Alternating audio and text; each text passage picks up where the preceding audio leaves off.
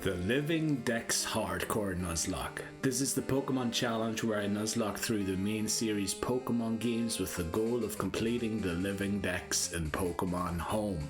There we go, we did it. This is part 5 of Pokemon Gold. So far it has been a story of failure. So it has. We ended the last part escaping from a sun cairn, and I cannot escape from battle per the rules, so I was forced to restart. I mean, like, what is going on? What am I doing? So the goal for this part is to get my act together and get back to Goldenrod City. Encounters, there's still so many new ones, I don't want to nail down which routes exactly.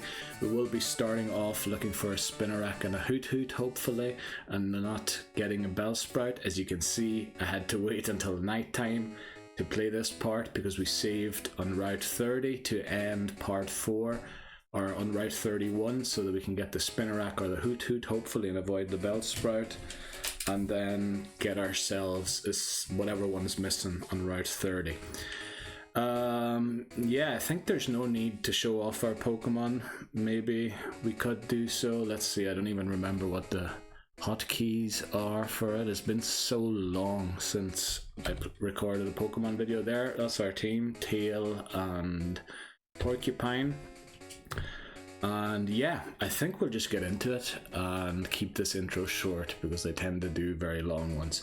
Right, let's continue from Route 30 and get our Route 31 encounter and then our Route 30 encounter. Hopefully they will be Hoot and Spinarak. I don't really care in what order that they are. Right, let's go. Okay, let's do it. We have everything prepared. I think we're out of berries again. I got a very good comment about using berries on Falkner, and actually, because we waited so many days, the berries will have regrown. So we will go and pick those berries, I think. But we'll get the encounters first, and then I need to get into a few things for the VOD channel to talk about. But yeah, let's get our Route 31 encounter first. I believe we are on Route 31 already, aren't we? Yeah. So let's just head through this tall grass here. Right, our Route 31 encounter is a Bellsprout. Oh, why do we have to get a Bellsprout? The odds are so much against it being a Bellsprout. What is going on? Like, there's no way we can use, well, no, there is no way we can use Bellsprout in the battle against Falkner, and then we take it out as well. Flip's sake. Right, so our Route 31 encounter we failed. Let's move on to our Route 30 encounter. That's terrible. Right. Well, that's my, sorry, that was my finger. Right. Rattata is Dupe's Claws, since we've caught already in red and blue, I believe. However, we can't run from battles, so we need to take this on. Tail Whips aren't great because it will probably do 5 damage now. Yeah, which means a crit takes us out and it outspeeds us. So let's hope we don't overlevel Porcupine here. Right, we're far away from level 10 still, but not ideal. You know what? First thing we might do is actually go and pick up those berries, since we can get back there easily. Also, there's a lot of things reflecting in the screen that I don't like. I think it's my headphones. Yeah, it is. What's that down here that's reflecting? Nothing when I move. Let's see, when I put the finger there it stops, so something must be reflecting from... Where's it coming from? Is it coming from that window? Well, that little spot won't matter. Right, we're gonna change my mind. We're gonna go for... I need to put this part of the headphones back and listen with the right ear only. I know it looks to you like it's the left ear, but yeah. Okay, oh, I'm sort of looking at the game. Yeah, wait quick, let me switch that around as well so that the game, so that I'm looking at almost the camera there. Yeah, we need a heal first of all, and then we're gonna go some berry picking. Berry picking will be very good. There's a great input there by Fiction Dogs. Commented on the VOD video why I wasn't using berries. It's a bit unfortunate we lost the Route 31 encounter. It's very unfortunate there was a Bellsprout, really. Like, the odds I think are 20% for it to be a Bellsprout. And yeah, unfortunately we caught a Pokemon on Route 29 already, so we're either going to miss out on Spinarak or Hoothoot, and we miss our tackle as well. Man, things are just not going great. I would really love to get some progress down. Also, Cubone's hanging out on the washing hanger. I need to do laundry again this week sometime. Probably in tomorrow's video you'll probably see the laundry hung there and Cubone sitting with the amiibos. So this time we might have berries for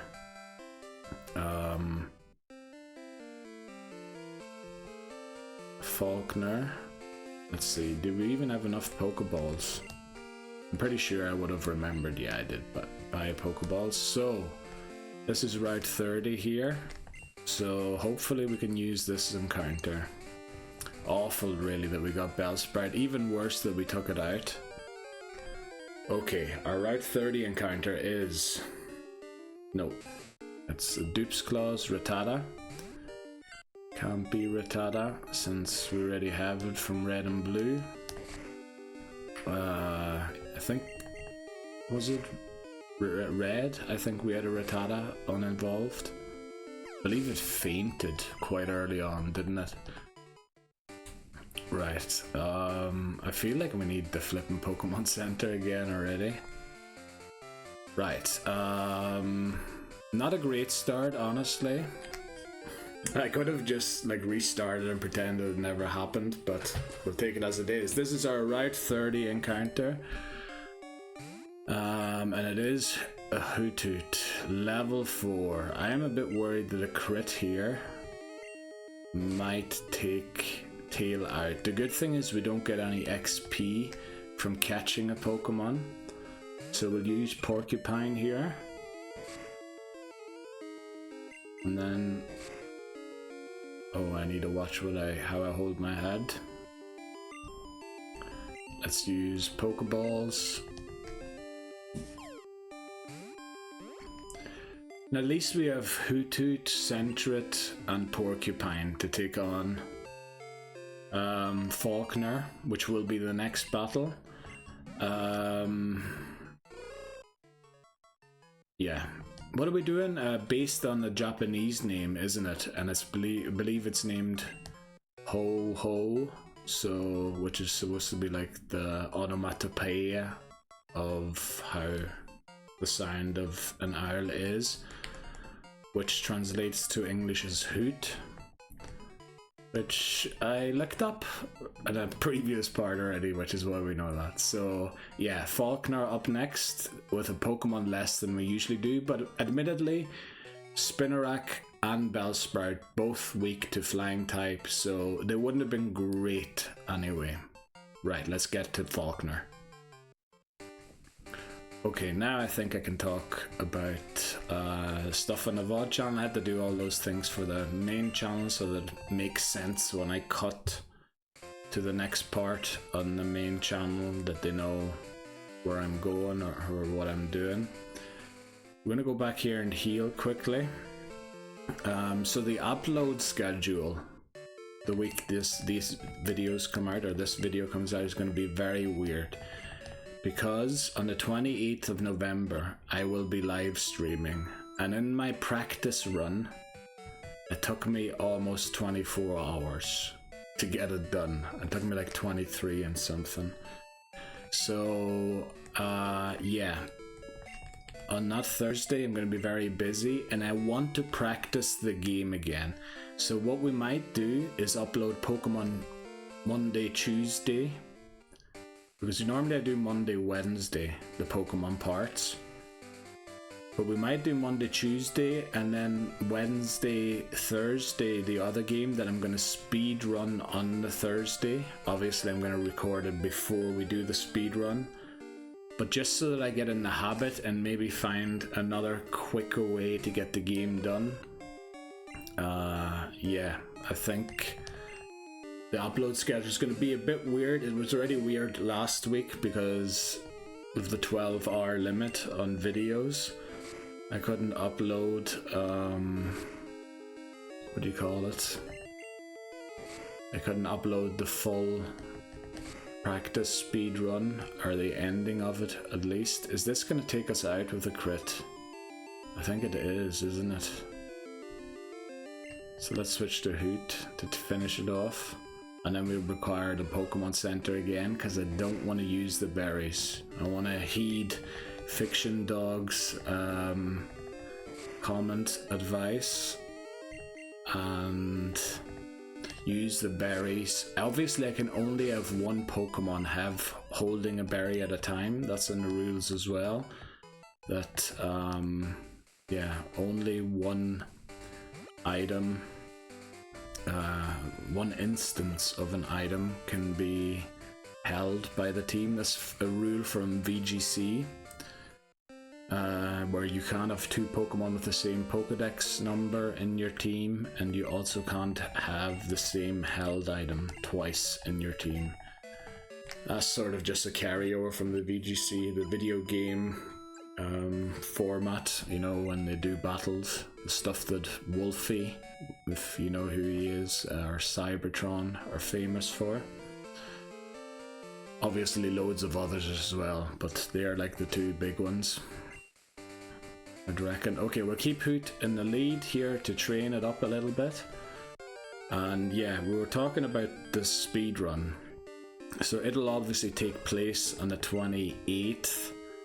So, and I obviously want to release the video as quickly as possible if I make it, so that I can submit the thing to speedrun.com, the speedrun. So there might be, I don't know, 5 videos coming out again on the VOD channel that week. We're gonna have to see. And, well, one thing's for sure, there's gonna be less shorts coming out on the main channel, but yeah, it's just the way it is. And then once we've done that speedrun, if I get a 999 and a time below 24 hours, that'll probably be it. You'll probably never see me play Harvest Moon again. Sorry for naming another game while playing Pokemon. But yeah, that'll be it then. And we'll move on to other things. I've been getting great tips for WarioWare, how to beat it. And I will take 5 days in a row to practice, or not to practice, to record. And hopefully, you know, doing it day after day, I can sort of build momentum and hopefully beat it by the 5th day. We'll have to see how it works out. That's the plan as well, but I have to keep these Pokemon recordings coming in as well somehow at the same time, so I might have to do a week of pre-recording Pokemon videos, which is a bit difficult to do, but we'll figure out a way to get things done.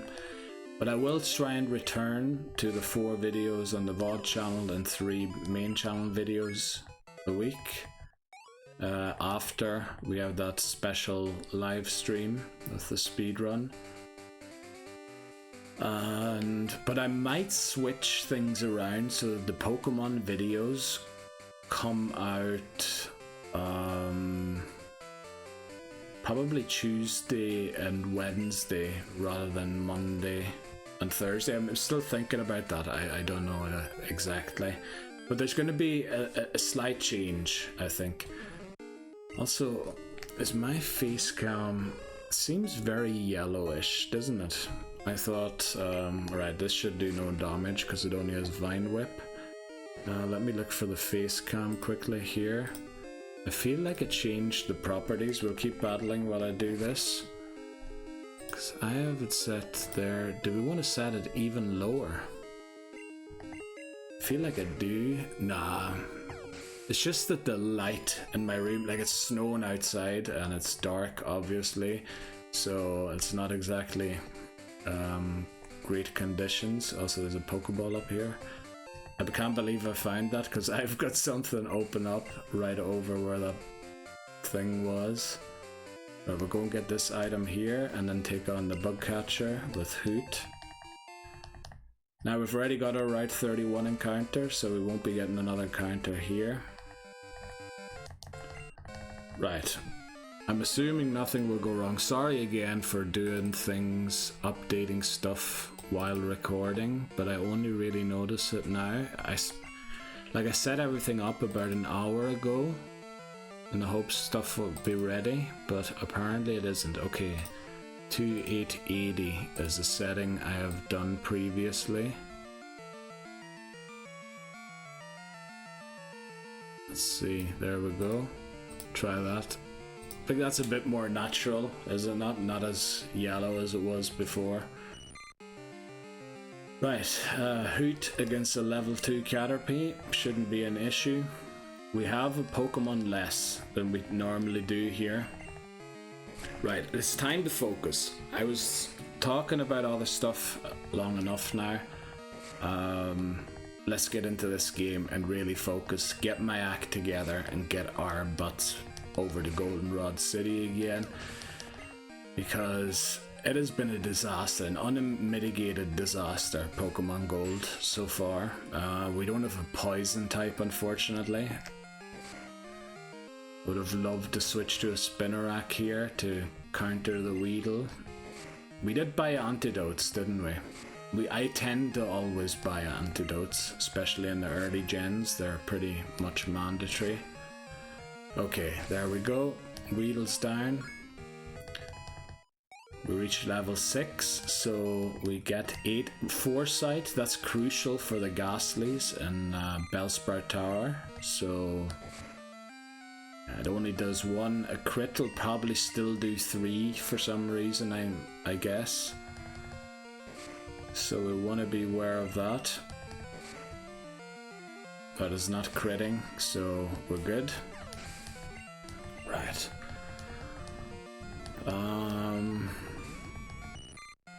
Caterpie again. We should be able to take this out. And then I think we have 2 Pokemon at level 7 and 1 at level 9. Now we won't be able to go through all of Bellsprout Tower because we have a Pokemon less. Normally going through Bellsprout Tower, I trained up Spinarak, which we don't have this time around, which is a real pity, to tell you the truth. We're gonna lead Tail here to get us into Violet City. No Pokemon lost so far. 1 encounter failed. There it is, our failed encounter. But I mean, Bellsprout, I kind of want to keep it for Fire Red, Leaf Green anyway, because we have to evolve it to a Victory Bell. And we need a cut user there. We need Pokemon generally that are good. Final evolutions. That's going to be a big problem for Gen 3. Oh, and talking about Gen 3, I was intending to play them on my Game Boy Advance SP. Right, so I was going to set things up already, get the camera in focus and everything. And then I realized the Game Boy Advance SP has no headphone jack. So I can't play it on that unless we play it without music, which is going to be weird. Also, what might be weird to some of yous, we will be playing those games in German. That's just because I grew up in a German-speaking region, and yeah. Basically, all of the games that are left from my childhood or my family's childhood, most of those Gen 3 games actually belong to my brother and aren't really mine. yeah, or German. We did get some every now and again when we went back to Ireland in English, which is good. But as you will see in Gen 4, because some of the games are English and some of the games are German, and then transferring them to Pokemon Black and White. Actually, Black and White only accepts Pokemon. No, Black and White does. No, it doesn't. It only accepts Pokemon from a game that has the native language of Black and White. So I'm gonna have to trade all of my, I believe I have Heart Gold and then Soul Silvers in German, but Heart Gold's in English. So I have to trade all of those Pokemon over to another game so that I can move them forward. I don't know why the Pokemon Company would do something like that, but I think from Gen 6 onwards there's no issues with language in the games and the transfer and everything. But yeah, there's a bit of a conundrum of how to play Pokemon, the Gen 3 games, because either the way I thought would be best looking will have no game sound, which is a real pity because I love the sound of these games. It's very nostalgic, and I just love the Pokemon soundtrack in general. But yeah, we're gonna have to see. I saw that some people were able to mod like the electricity thing at the back to give a sound output or something, but or maybe there was even official hardware to do so, but that's going to be very difficult to come by. So yeah, either without sound or on the DS Lite that I have, which is actually my brother's DS Lite, but it is pretty broke. Like the lid or the top of it doesn't stand on its own anymore, and it has many other issues. So I'm gonna have to see how we record Gen 3. There's gonna be a dip in quality I'm worried about for Gen 3 of the gameplay anyway.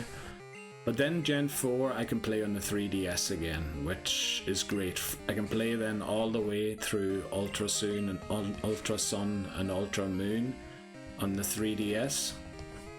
And then of course we switched to the Nintendo Switch, which that will be the top end of quality when it comes to the thing because of the capture card. Pointing a camera at the 3DS isn't exactly the best quality you can get, but you know, we have to record it somehow, and I saw some instructions on how to make it somewhat decently looking, and I think it's not too bad. Obviously there are some worry lines in there, but I feel like they don't distract too much from the gameplay and all that there. So we're just going to train the Pokemon. The thing is with 2 trainers, and normally I try to take out the second trainer with Spinarak, but it is a level 9 Spearow that the first trainer has, and it is difficult. I think I need level 9 Pokemon to beat it. So what we'll do is train Hoothoot probably to 9, but not much further above it. Maybe get Tail to 8.5, so that Tail can take out the 2 Pidgeys of the other trainer, and then use Porcupine and Hoot and maybe Tail to take out the Spearow, then take out the 2 Pidgeys with Hoot and Porcupine. No, take out the 2 Pidgeys with only Tail if possible, and then we'll leave and we'll probably get them as close to level 10 again, because I believe Porcupine outspeeds Pidgeotto at level 10, which would be great if we could outspeed it. Yeah, and let's hope we can finally defeat Falkner without losing a Pokemon. We're already short of a Pokemon here because I knocked out our Route 31 encounter. I have to say, I am not too disappointed about having done so. What's reflecting down there? Man, there's light coming off everything here. I have the camera full of sellotape, not to keep it in place, but because the cameras I bought come with this stupid light that turns on when it's recording you, and obviously that light would reflect in the gameplay footage, which I didn't want. So I put sellotape over it and then drew over it with a black marker. But now the sellotape seems to be reflecting from the light that's coming from above. But we'll get through it, It's not visible during the battles, so we should be good, right? This is a level 6 Bellsprout. This one we need to respect, especially because it just used growth. Yeah, it's doing 8 damage, so a crit would probably be 12, which means we need to switch out now, which is a little unfortunate, because Hoot already reached level 9. I should have been more careful there about who I was leveling. I should have leveled them at the same time rather than just focusing on Hoot. Because if Tail needs help to beat these trainers, we will unwittingly gain experience on other Pokemon to only 85 to the next level up. 189, that's a lot more. I think we're going to leave for the Pokemon Center, but we're going to come in and take on that Sage. Also, we need to lead... No, you know what? We'll lead Tail. So that in case we encounter a Ghastly, the XP is split between Tail and Hoot. Okay, let's get out of here and heal. Why am I walking into that Sage? I think we might be able to get the Falkner battle within the first hour. I feel a bit unfocused for some reason, so if we get close to like 50 minutes before we take on Falkner, I might take an early break just to focus again. I think I was too busy about remembering all the things I wanted to talk about concerning the channel, not just this game. Yeah, let's get back in there and get Tail to about level 8.5. Maybe 8 will do, because adding the half doesn't really do much. We can always go and gain that half or the extra level later on. Tail, I think, is our second hardest hitter. Is it? I don't know. I thought I remembered in an earlier playthrough that was the case. Let me see where it stats. Attack 12, attack 17, attack 12, and Tail is 2 levels below Hoot. So Tail hits harder than Hoot, or it will once it's reached the same level, which is kind of surprising, but this will probably be the final Sage we take on.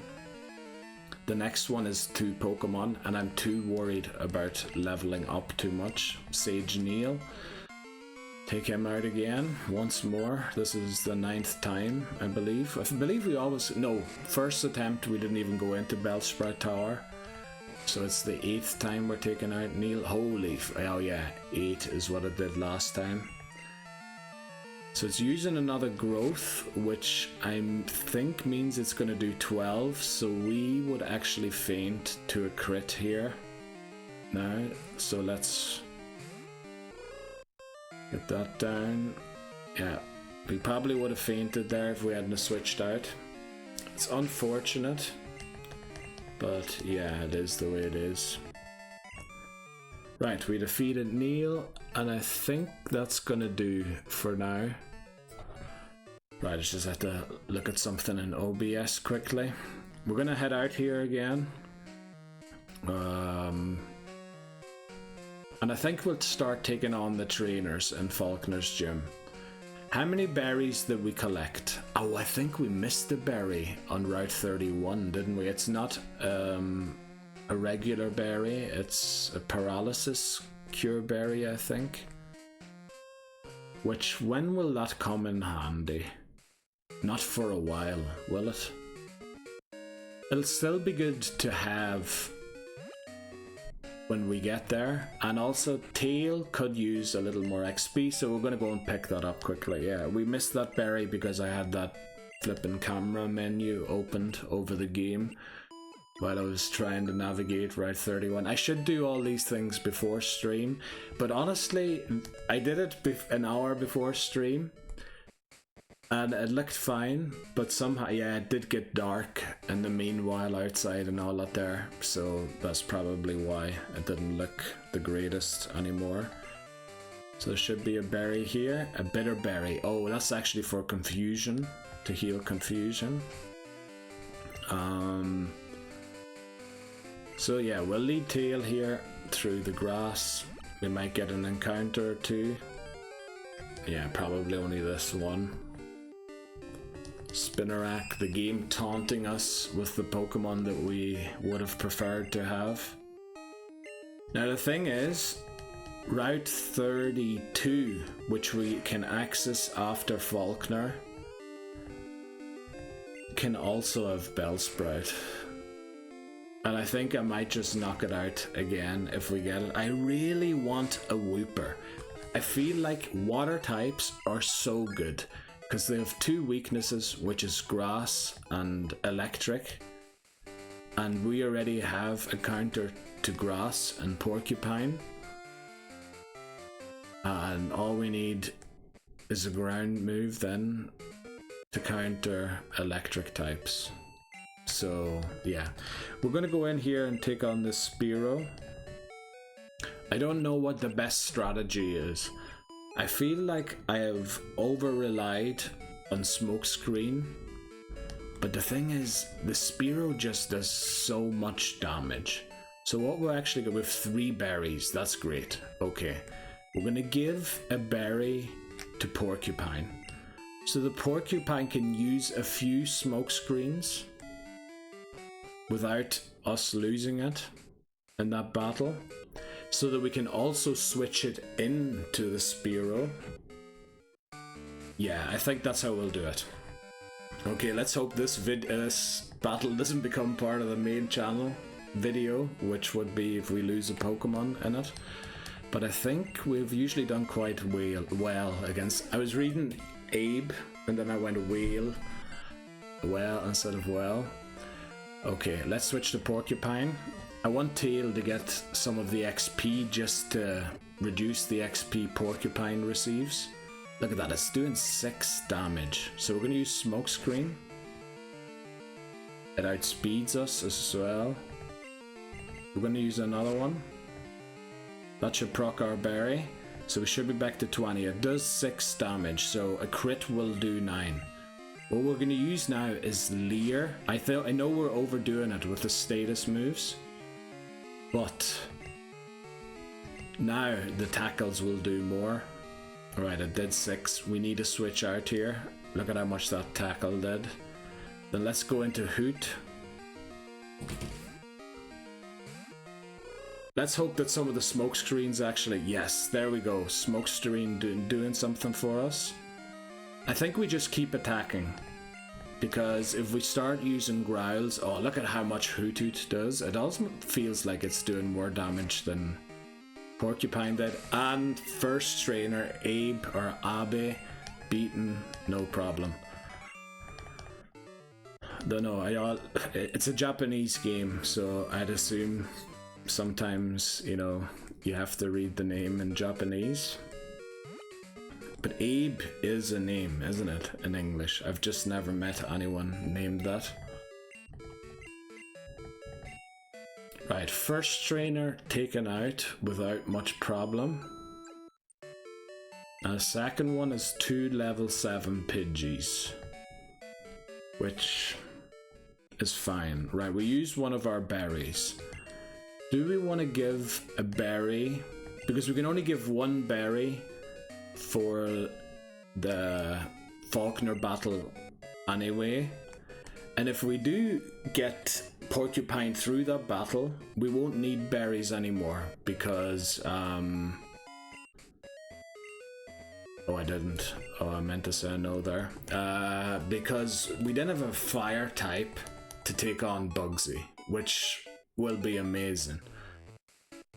But I can already tell the Cristo with Chikorita is gonna be really tough. We might have to actually go for Geodude there, but we'll see.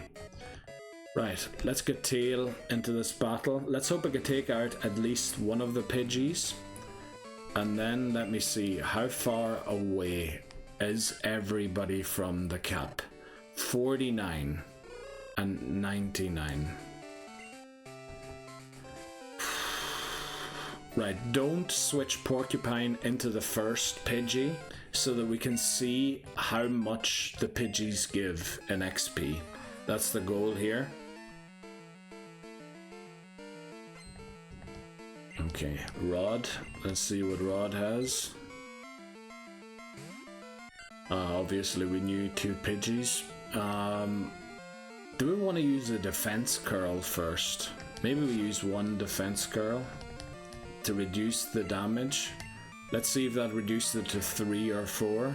It's down to 3, so I think that was worth it. And look at how hard we're hitting. We're doing the damage that 2 of its tackles does to us. We are going to use our berry here. Oh, I got a crit. Right,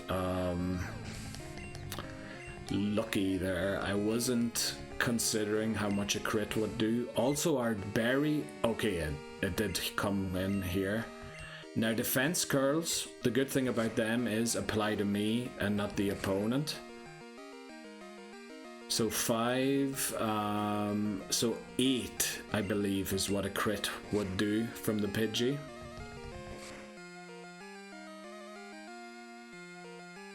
I think it's 8.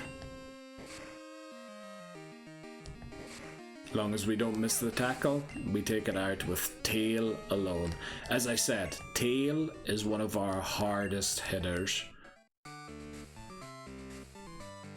Porcupine probably hits harder. But yeah, so we took out those 2 very easily. Of course we did use berries, which we didn't have in previous playthroughs, or in previous attempts I should say. But yeah, I think I used to squander them. And this is really good that we were able to come back to this game a few days later. Well, a few days. You'll see that it's been more than a week since I played Pokemon. Now, I think we train on the grass out here. How do we approach the Falkner battle? Obviously, I want everybody to survive the battle. But who is the berry best equipped on? We could go for the smokescreen stat again, in which case for smokescreen strat, which would mean Porcupine would be best. Then we could go for Growl with Hoot, but that would be very much a Pidgeotto strat only, and it doesn't really help with the crits. Well, neither does the strat with Smokescreen, and neither do defense curls of Tail really help. Yeah, we'll have to see. Right, I can't level up here. Let me see how much XP a Pokemon gives here. I think nothing gives 49 or more. We'll actually see here. A level 5 Rattata is probably the most XP I can gain during the night on this route. So let's see how much this will give. I don't think it gives 49. It'll probably give some like 39. Wow. Tail finally takes out a Rattata on its own. It has to be almost double its level at 40. So we can use lead Porcupine here, I think, and we won't level up for sure, unless we run into a Metapod, but if we do, I'm switching. Also a level 5 Hoothoot, I'm not sure how much XP that gives, but it's a Rattata, and it's at a lower level, so it's going to be less than the 40 that Tail just got. So we're going to be really close to 10 here with Porcupine. Then we will get a Hoothoot close as well, or Hoot. And then Centret still, our Tail has a bit of a way to go still. But yeah, I think that's close enough to ensure level up in Falkner's battle. How far away is Hoot? 99. Okay. This will probably be 2 or 3 battles. Keep in mind to not go above 99. Don't forget about that. Don't lose yourself talking and then go above that. So this will be 30 something. What was it? 99. I think this will give us 36, which would mean we'd be at 63. Oh, it gives us 32. So we're at 67. There's nothing that can give us 67 XP in here. However, things that can give us maybe 40, and that will do, I would guess. This might be a bit too little XP. We're gonna have to see. Let's take it out. But I believe this... Oh no, this will probably give us 32 as well. Maybe 30. Don't know exactly. It's just guessing. Of course it poisoned us, but we'll make it back to the Pokemon Center without using an antidote here. Gives us 30. So that means we're like 30 something away now. 37. We should be away. Yeah. There are Pokemon that do give you 37. Is 37 XP enough? I'm not sure entirely to level up from the Pidgey. Do we get 37? You know what? We're gonna switch train Hoot with Tail on a Pokemon, and then we have to get Tail close. Now, what is the best strategy here? I feel like it might be... No, but then we will sacrifice Centret. I was thinking Centret and then build up defense curls. But the thing is, we then can't lower... We also don't have a way of poisoning the Pidgey, so how are we going to do it? How are we going to do this?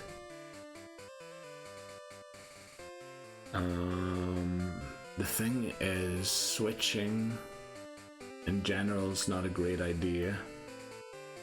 I think what we do against Falkner, let's get into this tall grass here and keep training. I think what we're gonna do is lead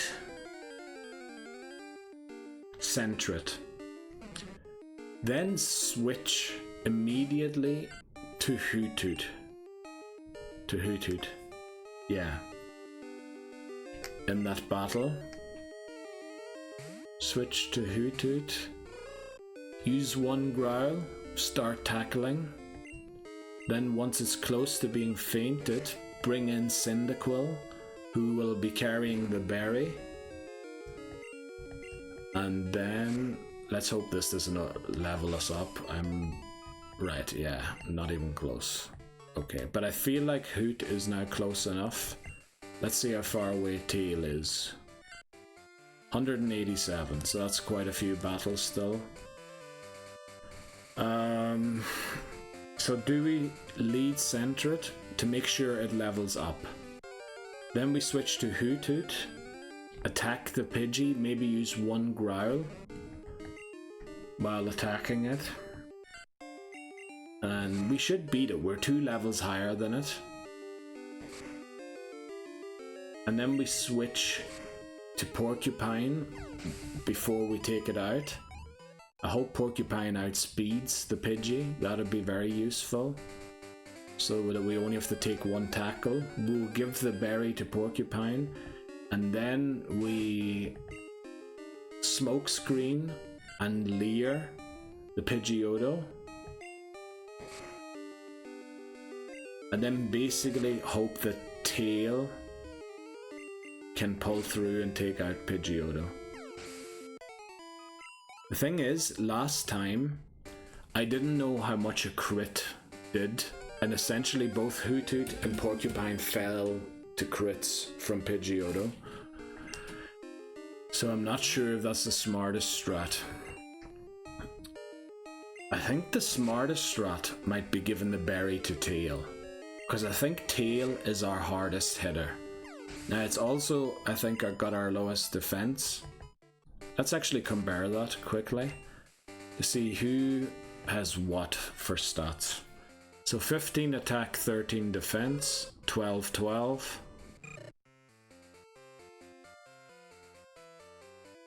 So our strongest Pokemon to attack is actually Porcupine. But I need Porcupine to use Leer. And then because we want to switch, we want to have the ability to switch without necessarily taking damage. Yeah, I think we give the berry to Tail and focus on at least one Smokescreen and a Leer on the Pidgeotto with Porcupine. I think that's what we do. What is the best way to beat Falkner without losing a Pokemon? We don't necessarily have to use Hoothoot.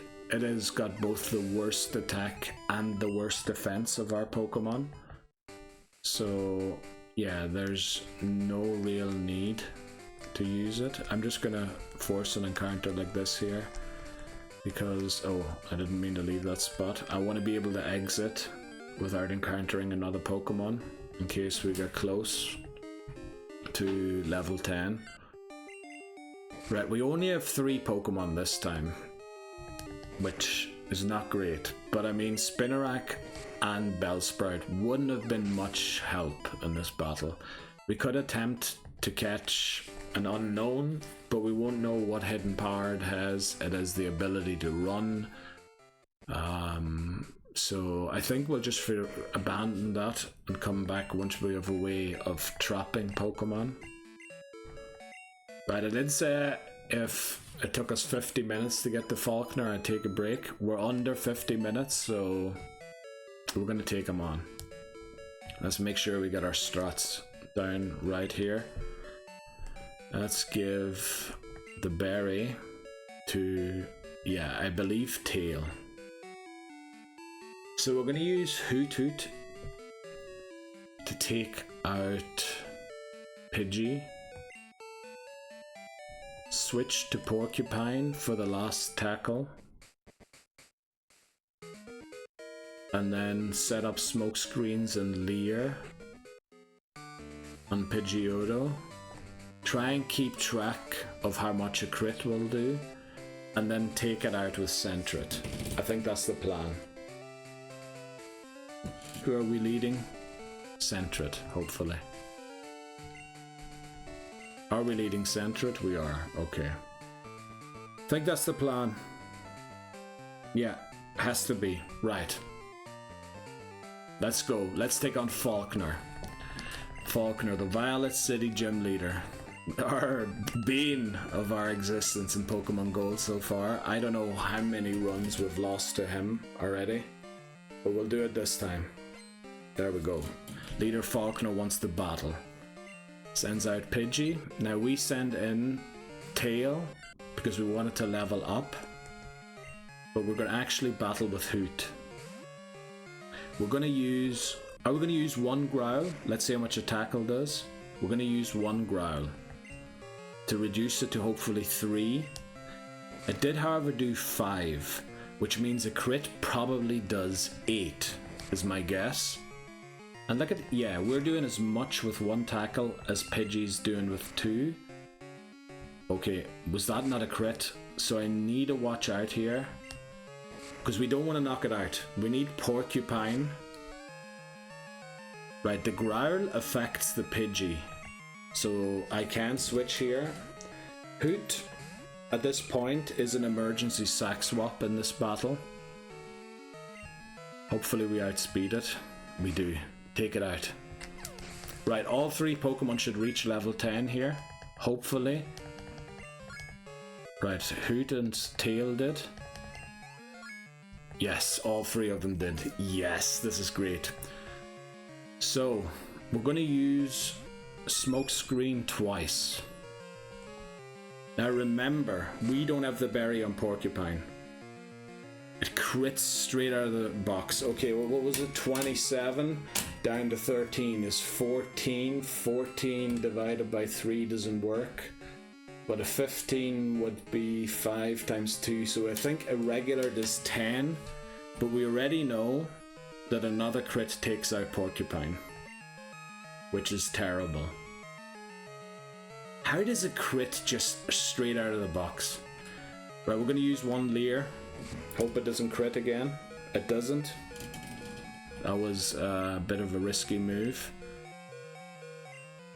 And then we go into Tail.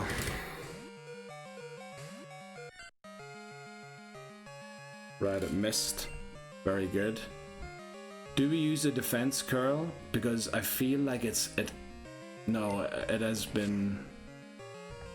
Oh, it's doing 8 damage. But look at how much we're doing. As long as it doesn't crit, I think we win. Oh no, it's going to live on 1. Oh, we have a berry. I forgot about that.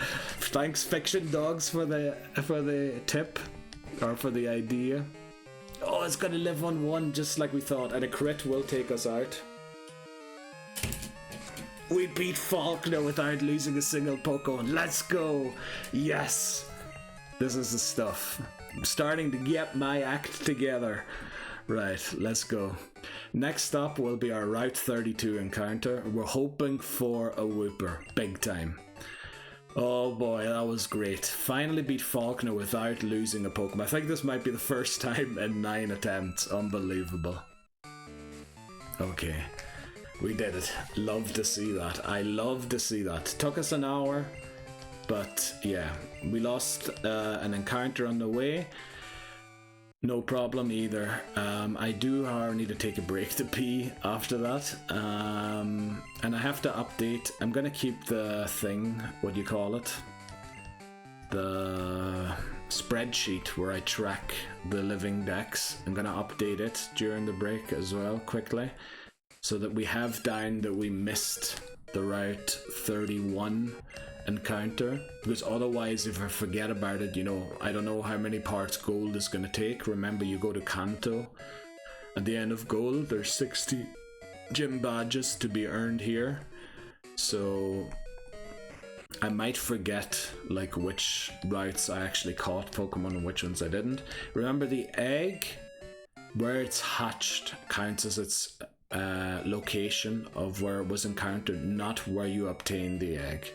Although in this case it would be very nice if it was where we obtained the egg, because we're going to come back here to hatch it here. But we're going to proceed to Route 32 and Union Cave, and then come back here to hatch the egg. So, heal our Pokemon. There's a few things to update before we take the break. We might as well save. I don't save normally during our 4 breaks. But let's update this. Where is my stuff? Here. So, caught Pokemon. Our 3rd Pokemon is Hoot Hoot. Very good. And that's our only Pokemon. Oh, there's still the filter on it from last time, from when it fainted. We only have 3 Pokemon. We have an egg, but I don't have a thing for an egg. An image ready. So we'll close that. And yeah, we'll take a break here and then go and get our Route 32 encounter. We'll be right back in a sec. Okay, we're back again. And I think that was our most convincing win yet against Falkner, which is great. to be honest. And also, I can now play during the day.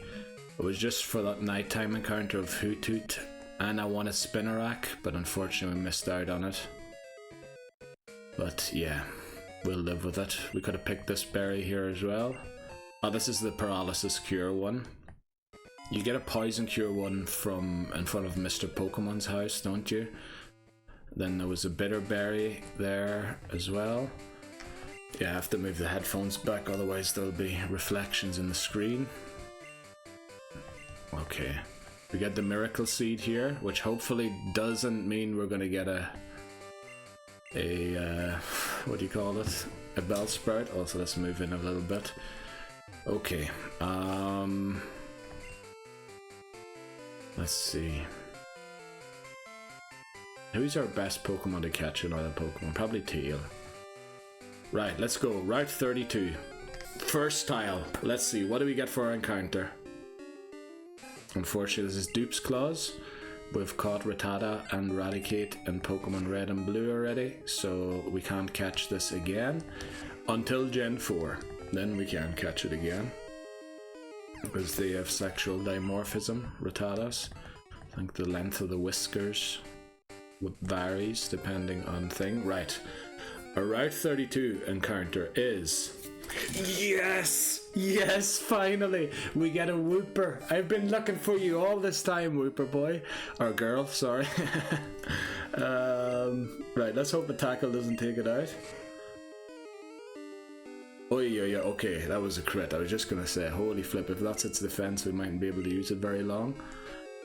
But yes, we get a Wooper as our Route 32 encounter. Finally, the Pokemon that I wanted for so long. Yes, and it's caught. There we go. Right. Let's see. Waterfish. What do we do? Oh yeah, the Japanese name. We pick a part, and let's see. Let's open it. What is Wooper's Jap? I think it's Woopa, literally, but I'm not sure. It is Woopa. Oopa. So, what do we make out of that? Wooper and Oopa may be derived from Wooper Looper, a marketing term created in Japan. So should we name it Looper? Just so it isn't Wooper? I think we will. Yeah, we'll name it that.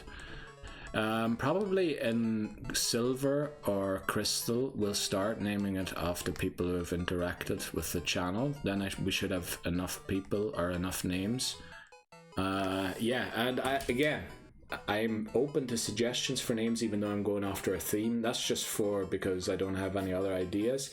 If you want a Pokemon named after you, or some specific name for a Pokemon, leave it in the comments below, please. I'm very happy to name them.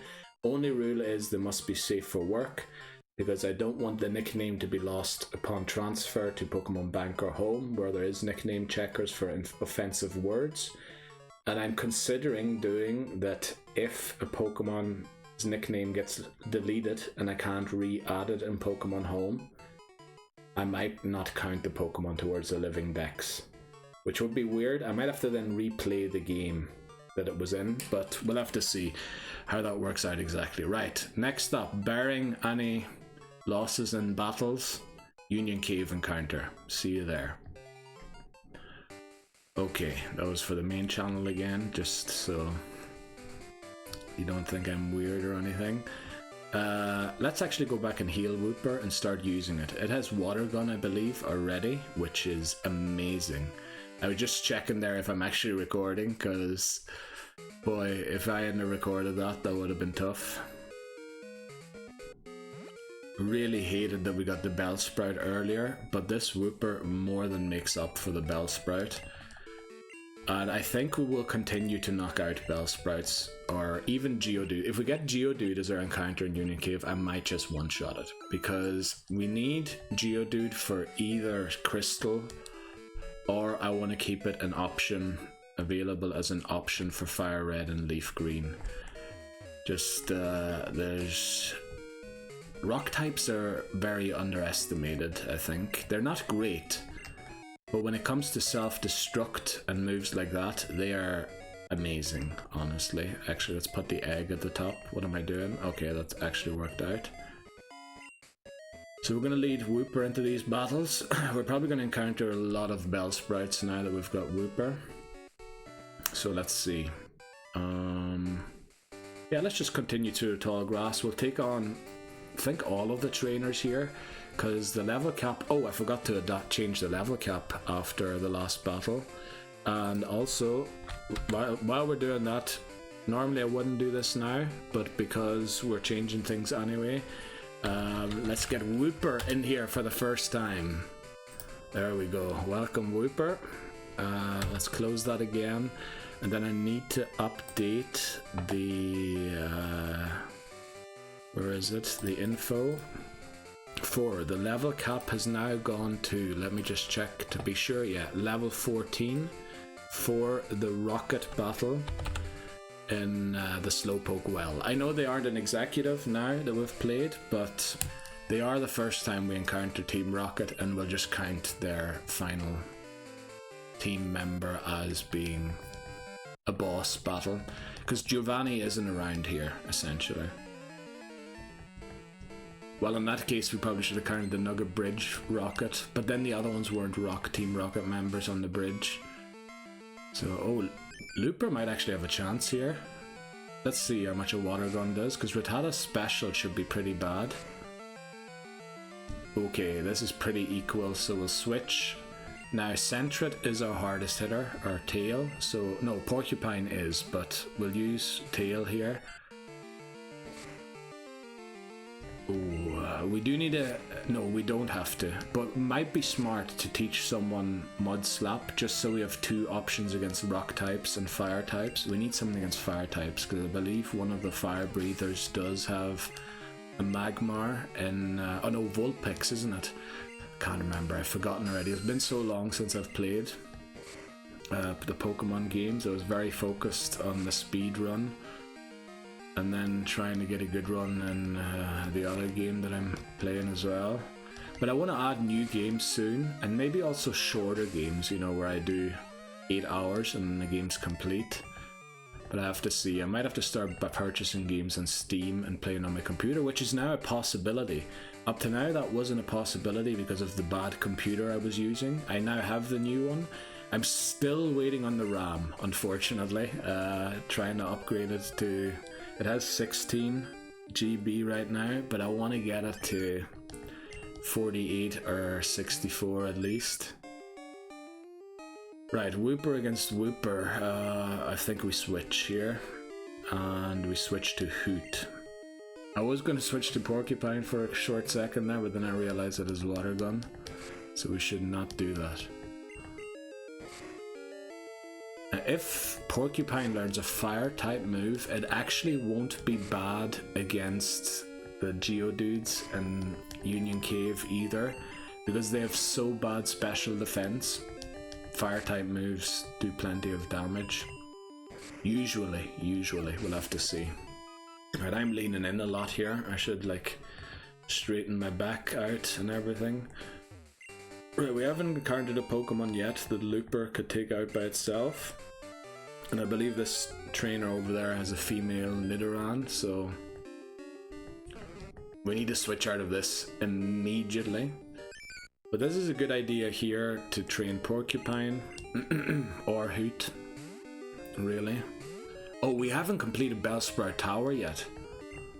You know, we'll go all the way to Union Cave, get our encounter, and then do Bellsprout Tower, so that our Union Cave encounter can, which I'm hoping will be a Zubat. If it's a Geodude, we might just knock it out. But we want a Zubat because Crobat is now a thing. So yeah, let's take on this trainer here too. Should we go and get... Yeah, we go and get the Union Cave encounter first.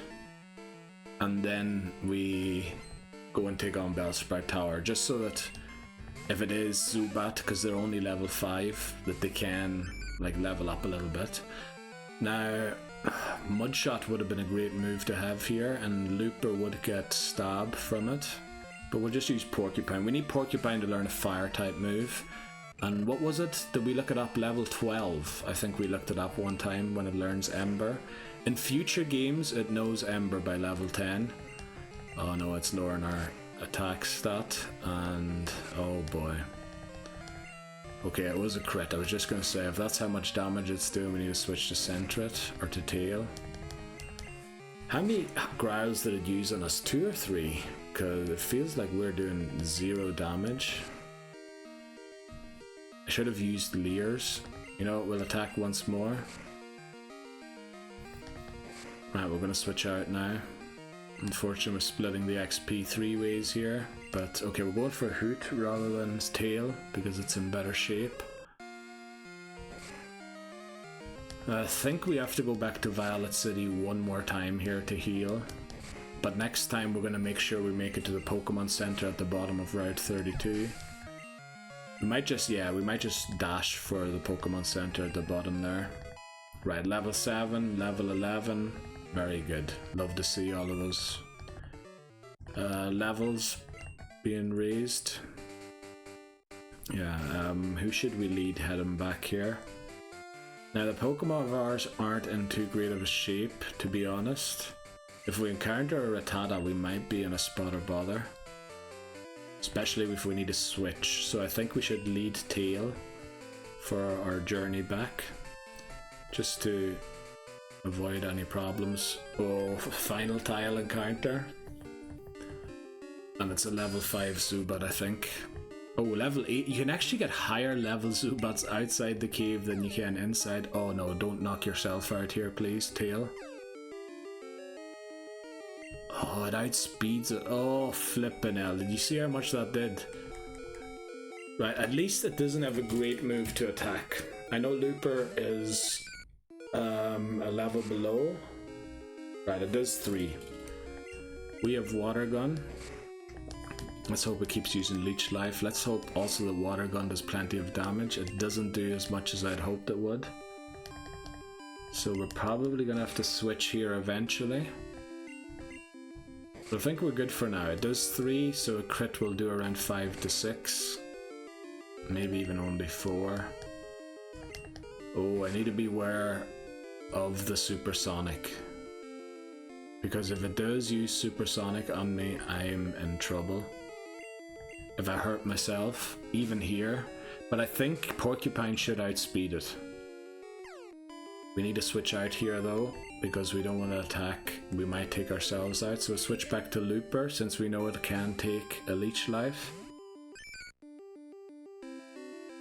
Right, it's going for just Supersonics now. Thankfully Supersonic isn't a very accurate move. So, yeah. I was gonna miss eventually, and we should take it out with this hit. And then we're back in Violet City to heal. And then we'll move on to Union Cave. We'll try and get to Union Cave, or to the Pokemon Center at least, as quickly as possible, without incident, if possible. Do we want to... yeah, we do want our Union Cave encounter for Bellsprout Tower. Especially if it's a Zubat. Zubat double resists Vine Whip, much like Spinarak does. So it'll gain... oh, but the thing is we only have 2 trainers remaining, don't we? In Bellsprout Tower, and it won't do well against those because they both have a Hoot Hoot. And they will do plenty of damage. Well, will a level 6 Bellsprout beat a level 5 Zubat? I doubt it. I think Zubat has too much advantage over it. Let's make sure we have Looper in the lead here again. There we go. And then first tile encounter. Damn it, are we going to make it to the Pokemon Center? At this rate, I'm not sure. I think we just straight swap out of this into Tail, because we know that Looper does about the same amount that Rattata does with the attacks, so we wouldn't be able to use Looper after a few... or after this battle, probably. Wow. Tail is really starting to hit hard now. And I might even reach level 11 here from this battle. Oh no, actually quite far away still. Right, so we got the item in that grass patch. We defeated that female trainer there. Camper is she or something? So there is a trainer here with a Nidoran. I think you can avoid them by just walking that route. We're going to get the Great Ball up here quickly. And a Wooper. I love to see that. I can't believe that we actually got a Wooper, finally. Wooper's going to be so good. Let's hope we don't lose it in this challenge. Who do we switch to? Hoot Hoot probably has the better special defense, I would guess, if Tail has the better regular attack and defenses. Hoot Hoot's probably more into the special sort of side of defenses. Maybe even attacks. I think Noctowl can learn Psychic and stuff, can't it? Well, in Pokemon Go at least, it can use Psychic.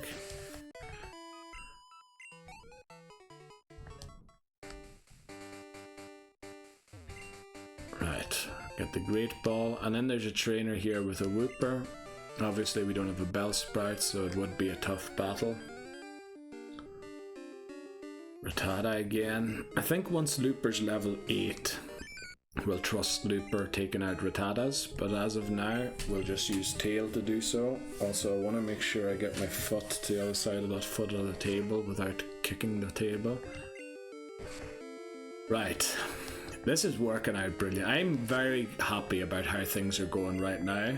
It feels like I have got my act together, so we might have reached that goal, but who knows what's to come yet. We also need a method, a safe method to catch what do you call it? Pineco, because we do want to catch Pineco, obviously, and we need a safe way to do so. So you get a Great Ball when, was it Friday's woman, isn't there? This trainer down here is a bird keeper. I could also get the old rod here, but the old rod is just Magikarp's, and Magikarp has been caught already. Maybe during a swarm it would catch the other Pokemon too, but we'll just go for the better rods, I think. We've nothing else to do in here.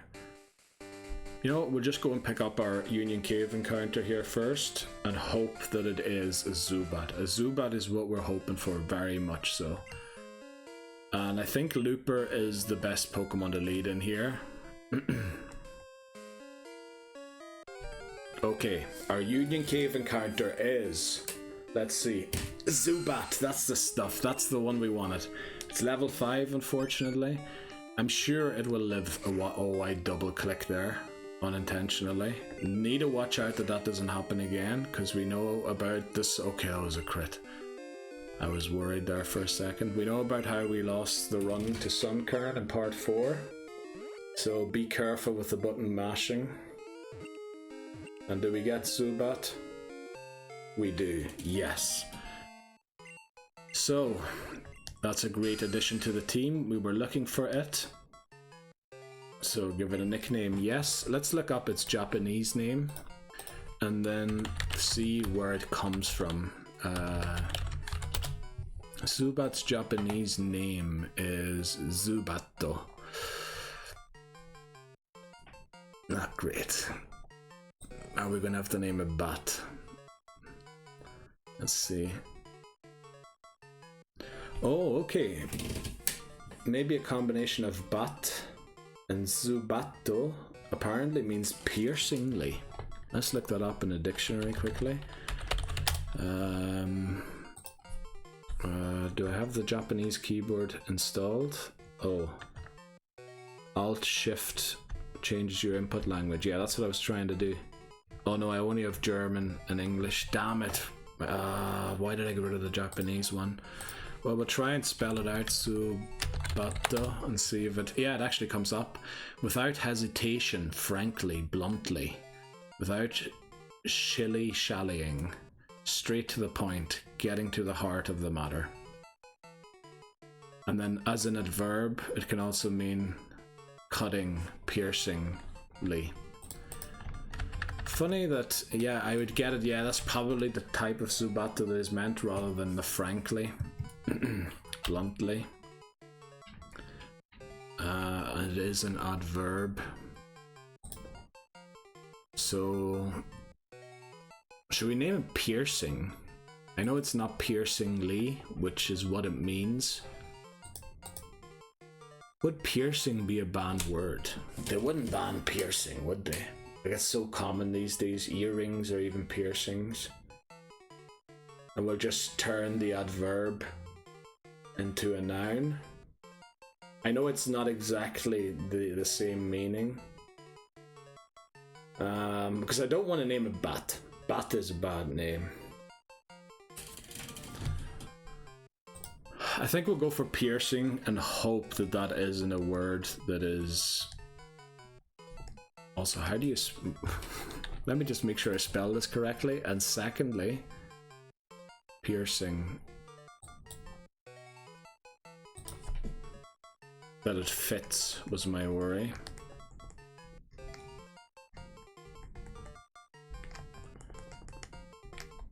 Piercing. Oh, double G. I don't know what's up with the double button presses today. That's gonna be very dangerous. I can see us losing another one. Piercing. I think that's what we'll name it. Bit of a weird name, but yeah, I think that's what we'll go for. Right, next up will be... I don't actually know, will we catch a Hoppip again? Or will we go for... Will we leave the Route 33 encounter for potentially, what is it called? Heracross? I don't really know yet. Next up will... If we don't get another encounter, it will be the Rocket boss in Slowpoke Well. Unless we decide to go for an encounter in Route 33. First. However, if we're going to go for her, what is it called? I keep forgetting the Heracross. We need to go and get Headbutt first. So we wouldn't be able to get that before the Rocket Executive. So probably the next battle will be the Rocket Executive. I'll see you there. I don't know why I say I'll see you there. That sounds weird. Like... I think that sounds very weird. Let's pick up this item and battle the hiker here as well, because Looper will do really well against this guy. What a surprise, I didn't expect to see anyone here. Okay, let's do it. Hiker Daniel sends out an Onyx. Okay, Onyx, very fast, low attack, bad special, so we should one-shot it here. Do we one-shot it? Ooh, actually we don't. Okay, but we are 4 levels below it. We easily tank the tackle, thankfully, because Onyx attack is so low. Many people argue its attack is so low because Brock uses it in the gym, in the first gym, so if it had a good attack, it'd be very difficult to beat the first gym, and it is difficult enough already being a rock type gym if you pick Charmander. Alright, we get another Zubat here, which is just nice to know that, you know, Zubat was going to be our encounter no matter what in here. Right, we want to crit here the second time if possible. Also, that Onyx gave us plenty of XP. We were almost at level 9 already. I doubt that this will get us to level 9. But what we want to do is head to Bellsprout Tower with this Zubat and basically rip up all of the Bellsprouts with it, and whenever we see a Hoothoot we switch to someone else. And since we've already beaten the gym, I believe the Master Sage or whatever they are have a higher level Pokemon than they have. Level 10 Hoothoot, I think. But Hoothoot's attack, as we know, isn't great. Or let's just put it, Sentret's and Porcupine's attack is greater than Hoothoot's. So, I think we're going to lead Piercing through the thing here. in case. Should we take on... Oh, I didn't mean to run into that battle, but we did. It's a Wooper. Probably going to be pretty high level, somewhere between 8 and 10. Might be 6 actually. Gordon sends out Wooper. And it is level 10. Unfortunately, we do not have a grass type, which, you know, we knocked one out. I think we need to use Tail here. And if Tail can't stick it, we might have to switch to our own Wooper. It does 6, that's okay. That's decent. We do a little more with our tackle. Thing is just that we're lagging behind because we had to switch. But yeah, the Tail Whip doesn't help it at all because that lowers our defense, and the Water Gun doesn't use our defense for the damage calculation, it uses our special defense. Unfortunately, we missed the tackle. That's one thing, we need to get rid of the tackles because that's a really bad move since it isn't 100% accurate. Tail grows to level 11, which is nice, and will definitely have... Oh, learns Quick Attack as well. That's just great, because that is 100% accurate, and I believe it does the same amount of damage as Tackle does. So I think we have Hoot from the Master Sage. What is the Master Sage's name? Jin or something? I think we have the issue solved with Centret. Yeah, let's try and get to the rocket battle within the 2-hour mark. And then take a break, then take on Bugsy and the rival and get to Goldenrod for the 3rd hour. And then... what will we do then? We can't catch Sunkern during the day. What day of the week is it today? It's Thursday. We could take part in the bug catching contest. But, yeah. I don't really want to catch a Kakuna or a Paras. That's the dangerous thing. But we can only get the first encounter that we get. So if we get a Paras first, we're kind of in a spot of bother, which isn't great. We're going to take Hoot here to beat this Wooper, because I want to keep Tail for the Nidoran, the male Nidoran that this trainer to the east of us has, or to the right of us. Also, I had the before stream, which is why I prepared everything an hour early. I saw that the camera moved that I used to record the thing, and I had to readjust everything. And I also realized that I had the camera on back to front on its thing that it hooks into. And that's why maybe sometimes the picture wasn't as straight, because the camera then had like a bit of wiggle room, whereas now it is locked in and it's barely... I'd have to really hit it, you know, with some force that it would move, which we're going to try and avoid doing, obviously, but you never know with my cheers of beating Falkner and things sometimes go wrong. I think we won't even mess around with this Nidoran because it has Horn Attack, which does a lot of damage. So take it on here. Now we have a lot of Pokemon already. We have a team of, what is it, 6 already, including the egg. It is. So we're going to have to start soon dropping Pokemon. I think Tail is a great... Oh, also I should put Quick Attack at the top because that's the move of choice for us.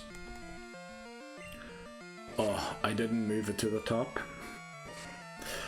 I had it ready to be moved to the top, and then I messed it up. But this is the most important turn to use Quick Attack because it was outspeeding us, and we beat it. Very good. What was I talking about? I was talking about something. Doesn't matter. Let's get out of here. We should also lead Piercing again. Oh, this really feels like a different run, and I feel like I have Pokemon that I want to use. That reminds me, that's what I was talking about. We need to sort out members of the team that we don't want. So Togepi, once it hatches, it'll take part in 2 or 3 battles, I think. I'll switch train it, and then I'll drop it, because there's no point in having Noctile and Togepi. Also Crobat, so we might even drop Hoot before it evolves so that we can keep Noctile for a later game where it would be much better. I really want Hoot to get to level 11 as well, just to keep everyone around the same area. of level, that is. Yeah, so we're probably gonna drop Hoothoot, and we'll probably keep Tail, since it will be a very versatile HM user, I think. It can learn a lot of them, including Surf. I know we have Wooper, and we probably will teach Surf to Wooper, but it can probably learn Strength. It can learn Headbutt, which we could, you know, just go and get it from the PC to use Headbutt. So Tail won't be leveling with us all the way, but I think it will have some use every now and again during the run. But yeah, I think only Porcupine, Zubat, and Looper will actually be part of the thing. Also, it reminds me, we should update this here because Zubat is a Jeopardy Pokemon. So let's get caught Pokemon. No, we didn't catch a Bellsprout this time. We went for Zubat. And Zubat is Jeopardy. It's already there signaled. We've colored white because that was in the anime, like the color they went when they evolve. So that means we need to evolve it before we end the challenge, and if it faints at any time before it has turned into or evolved into a Crobat, we need a restart. Now there is obviously a way of avoiding having to do that, but we're gonna have to do it at some time, and I think Crobat is a great Pokemon to have here because you just have so many flying types early on.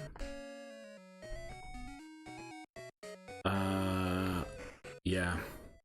You have a lot of flying types early on here. If you think about it, Hoothoot, Piercing, and then Togetic eventually. So yeah, I think we'll be using Crobat in this one. Then probably in Silver, we'll avoid the night time because we need to do early morning there for Ladybug anyway. So we'll avoid the nighttime encounters, which means we'll be spared a Hoothoot, unless we bump into one in the Headbutt trees, which is possible. But otherwise I think we'll avoid Hoothoot in Silver and use Togetic. And then in Crystal, we'll probably use Noctowl, as my guess, to fly around. Yeah, that might be a good idea. Let me just make sure, yeah, Piercing's in the lead. I'm getting lost when I'm talking and the thoughts, but I realized because of this flippin' ringtone company that keeps claiming they have the copyright to what is very obviously Pokemon music, I kinda need to talk through the battles all the way, or make sure that the battles don't last too long. Bellsprout's pure grass, is it not? Oh, it isn't, damn it.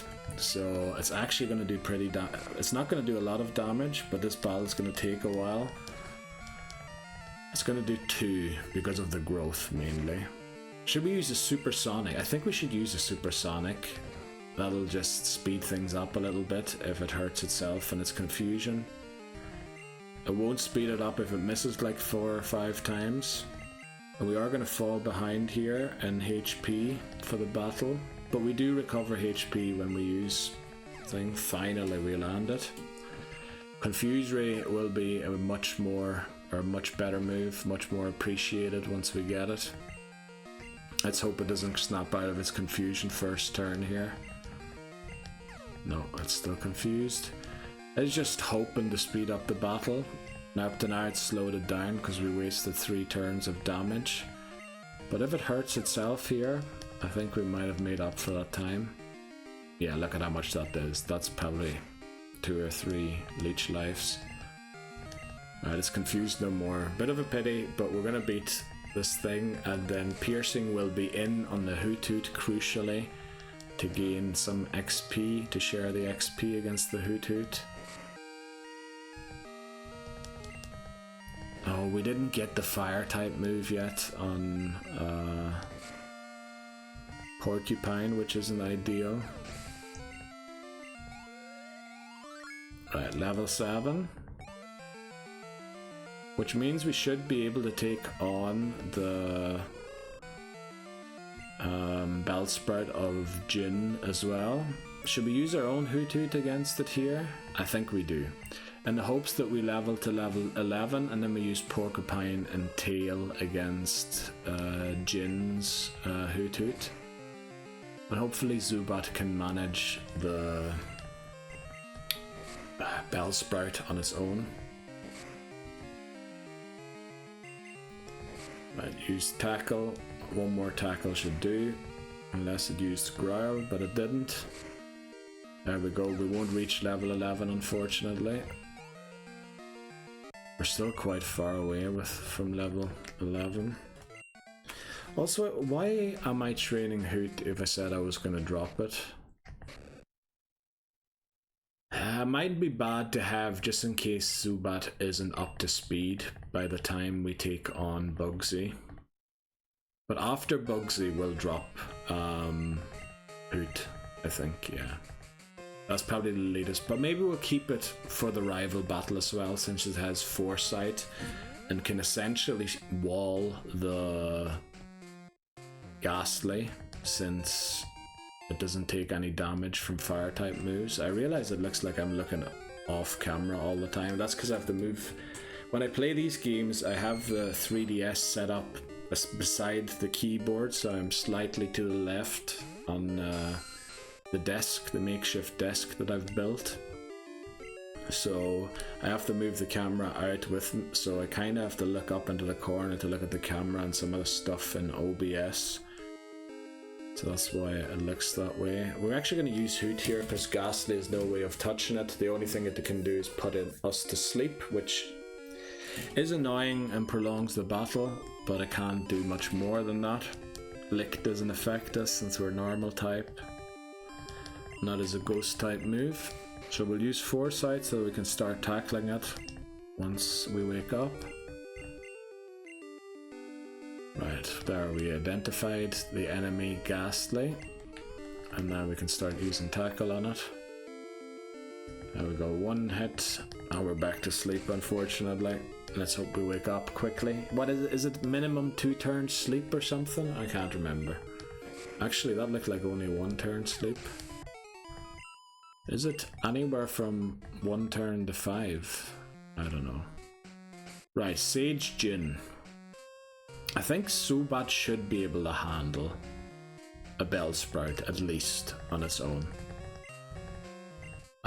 Yeah, this is no big, I don't consider this a boss battle or anything, so we won't be including this in the main channel. He essentially gives us, what is it, Flash, and Flash we'll be using very late in the game in Dark Tunnel.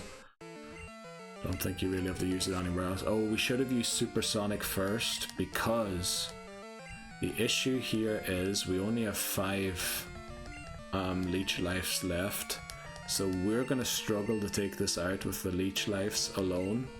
We need to rely on it hurting itself 2 or 3 times. Come on, can we get this thing to land, please? It's still doing only 1 damage, thankfully. There we go, finally. Please hurt yourself. Please, please, please, please. Yes! Look at that. That's almost a third of its HP. We're back in the green. We'll be out of the green here soon again. Oh, twice in a row. Amazing. Feels like it did a lot less damage there. Still confused again? Nah. Yeah, it would have been too much. Right, but we have enough leech lives to take it out now. If they have another Bellsprout, we might attempt to do it with just Supersonics, so the piercing gets all of the XP, because look at this, bang, level 8. And then it'll be level 9 after the next one, or we'll hit almost level 9. No, Hoothoot comes out, so we need to switch. I think we switch to Tail. Tail's defense isn't the greatest, but it hits hard, and it used Foresight, which is a complete waste of a move for it. We also have Quick Attack on Tail now, which is great, because then we don't have to rely on the accuracy of Tackle, whereas Hoothoot will. But it does land the first one. It did 6 damage. Let's see, yeah, we take it out easily. Nobody grew there to the next level. Oh, right, you see here the trainers don't send them out necessarily in the order. Would a quick attack take out this? I'm hoping that it doesn't, so that I can switch back to Zubat. Wow, that was almost perfect. The thing is, Zubat only has one more leech life, so I don't think that will take it out, so we need to take it out with Supersonic. Or we could just switch back to Tail and take it out, but we'll do it this way. More luck based. We might need a crit also on the thing, on the leech life. Come on, land. How many? It's 55% accurate. It's supposed to land like more than every second time. It's supposed to land 55 times out of 100.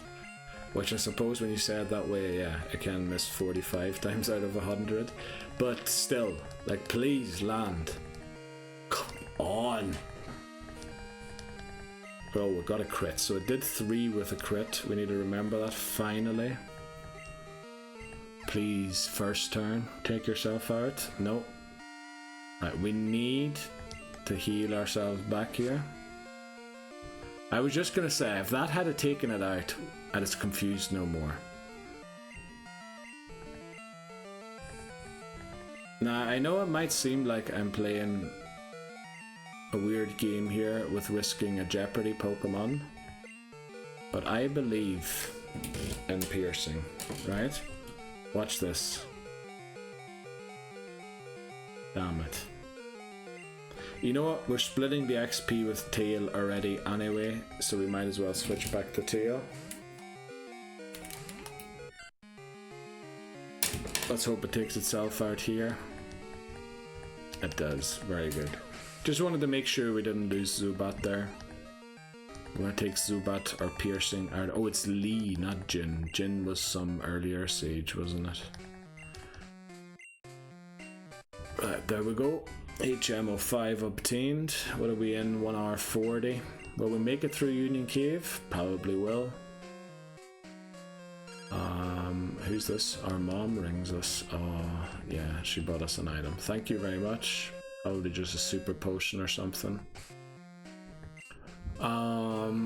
We might not let our mom get us things in silver and crystal. She's... we have Wooper in the lead, which will take damage from the lick, but I believe the water guns will overpower, and we will grow to level 9. So long as we don't get paralyzed and somehow... What do you call it when things just go against you? RNG'd? No, that's not the term. There's a term when you just get... I think in Football Manager they call it you get FM'd. But I don't think you can say that for Pokemon. I just got Pokemon'd. That sounds a bit weird. So let's get out of here. Heal at the Pokemon Center. Go through Union Cave. Should we hatch the egg here quickly? The thing is, then we won't make it to the battle within 2 hours. But those 3 battles against the Rocket, then the gym leader and the rival, I mean, they're all gonna happen within a few minutes of each other anyway. So we might as well just hatch the egg here. The thing is just, if we do go through Union Cave and get all the way to Azalea Town, I think the egg normally hatches around Goldenrod City, or after that. Let me see how close the egg is to hatching. It moves around, it must be close to hatching. I don't think that's the message that says when it's close, but you know what? We're gonna hatch it here quickly. I know we don't have the bike yet, but I don't want to have to come back here anymore. I want to just... Well, we can come back here, but when I next come back here, I want to be after Goldenrod City, when we have the watering can. Also, thanks for walking into my path there, NPC. Actually, if we walk this lane, I think we should be safe from the NPC and anything else. Because I think it resets them once they're off screen, it resets them to their old position. Yeah. And then it just depends on how many steps they can take while they're on my screen. Yeah, we're gonna hatch the egg here. It's a bit early. It's gonna take a bit longer than it did in attempt 8. Attempt 8 is the attempt we got all the way to goldenrod, isn't it? I think it is. Right, I don't think that was the message that is close to hatching. But we'll just hatch it here so that we don't have to worry about that anymore. Did we update everything here? We have 5 Pokemon there, yeah, and we only have 6. That's dead on. I'm very glad we got Zubat over Geodude, and I'm very, very happy we got Wooper over Bellsprout. Or Mareep wouldn't have been bad either, but since we didn't get Bellsprout, Wooper is really good in Union Cave. And will be generally throughout the game, because as I said, water types are very good because they only have 2 weaknesses, which is grass and electric. Wooper, however, because it is also ground type, only has 1 weakness. Admittedly, it is very weak to grass, but that is its only weakness. And we have a fire type Pokemon and 3 flying type Pokemon, so we have more than enough coverage for its 1 weakness.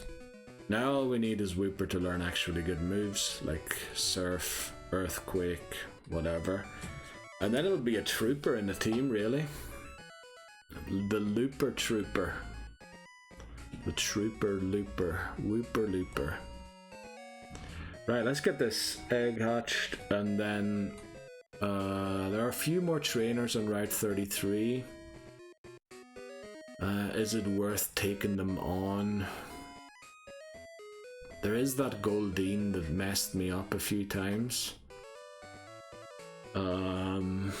Would we have trouble taking them on? I think Sentret would do pretty well against them.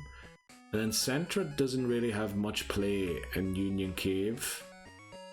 Whereas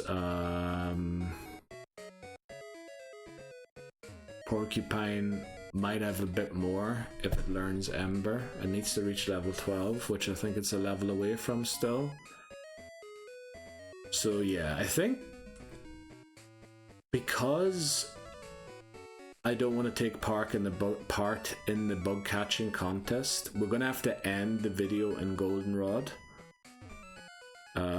So that I can come back here during the day. Tomorrow I'll start recording earlier. I was actually prepared to record the Pokemon video for about 4 hours before I then finally did, because I had to wait for the time to pass the 6. I know you can change the time with a cheat code and all of there, but as I said, I want to try and play these games as legitimate as possible.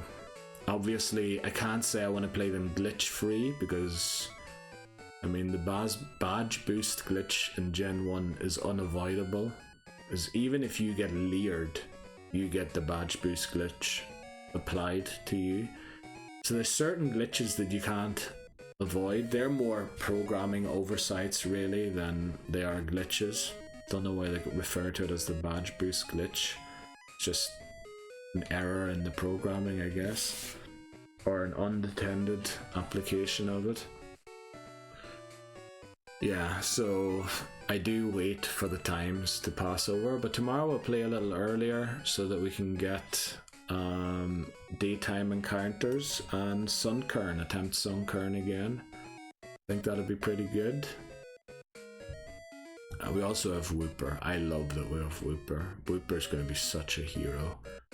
Wooper's ground type. Rock type moves are not very effective against ground types, aren't they? Or am I imagining that? I feel like that's the case, but I'm not 100% sure. I'm trying to think. Did I ever see a Stone Age on a Stone Edge? Stone Age. Did I ever see anyone use Stone Edge on Swampert? I think I might have faced the Regirock with Swampert one time and might have got Stone Edged.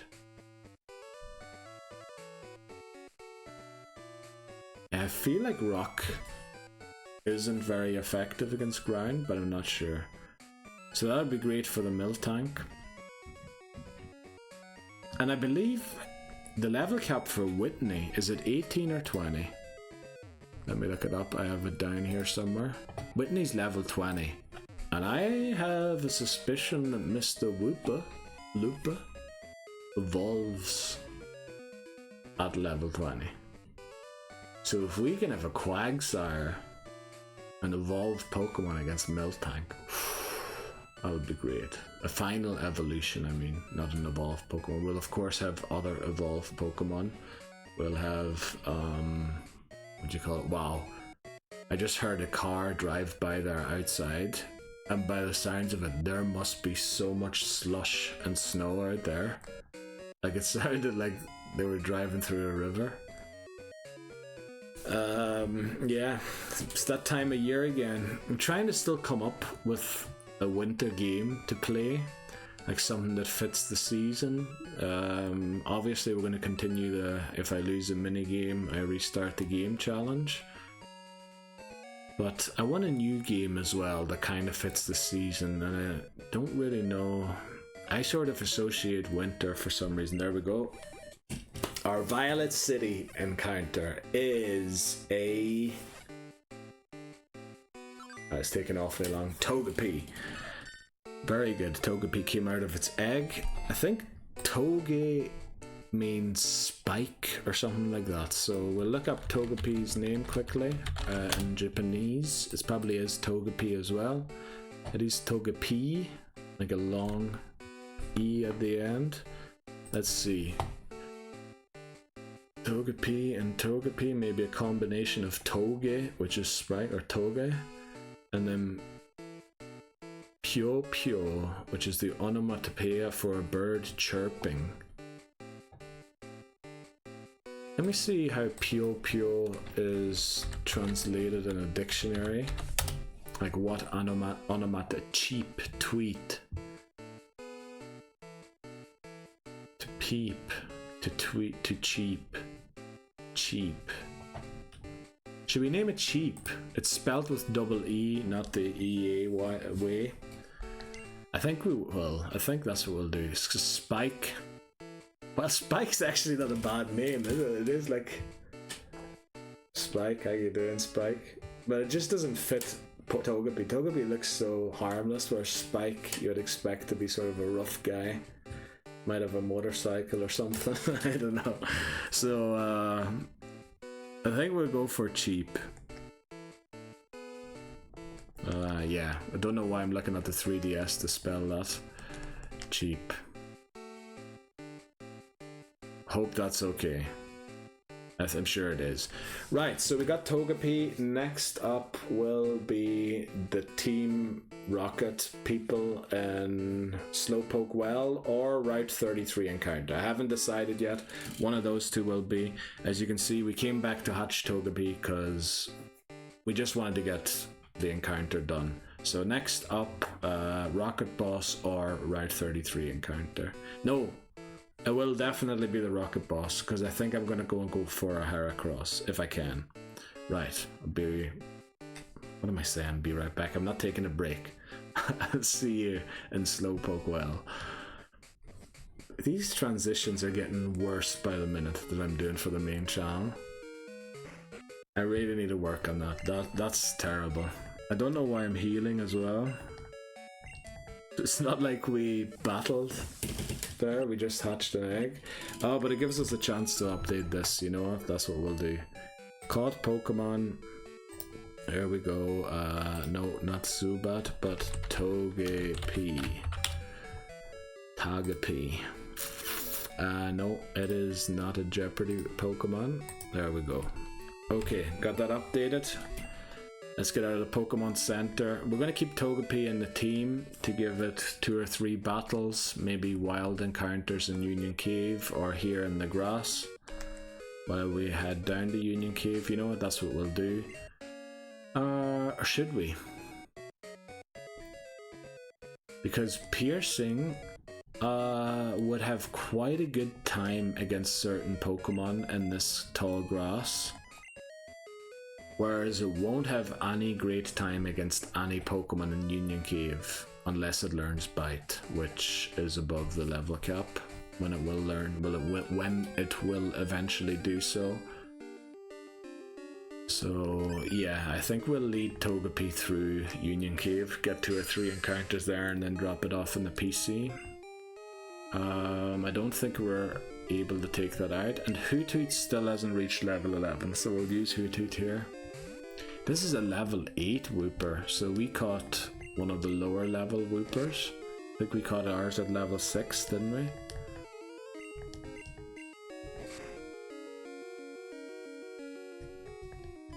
Also, just so we have quite a few female Pokemon, which when I initially set up the rules, I was going to allow breeding and from Gen 2 onwards.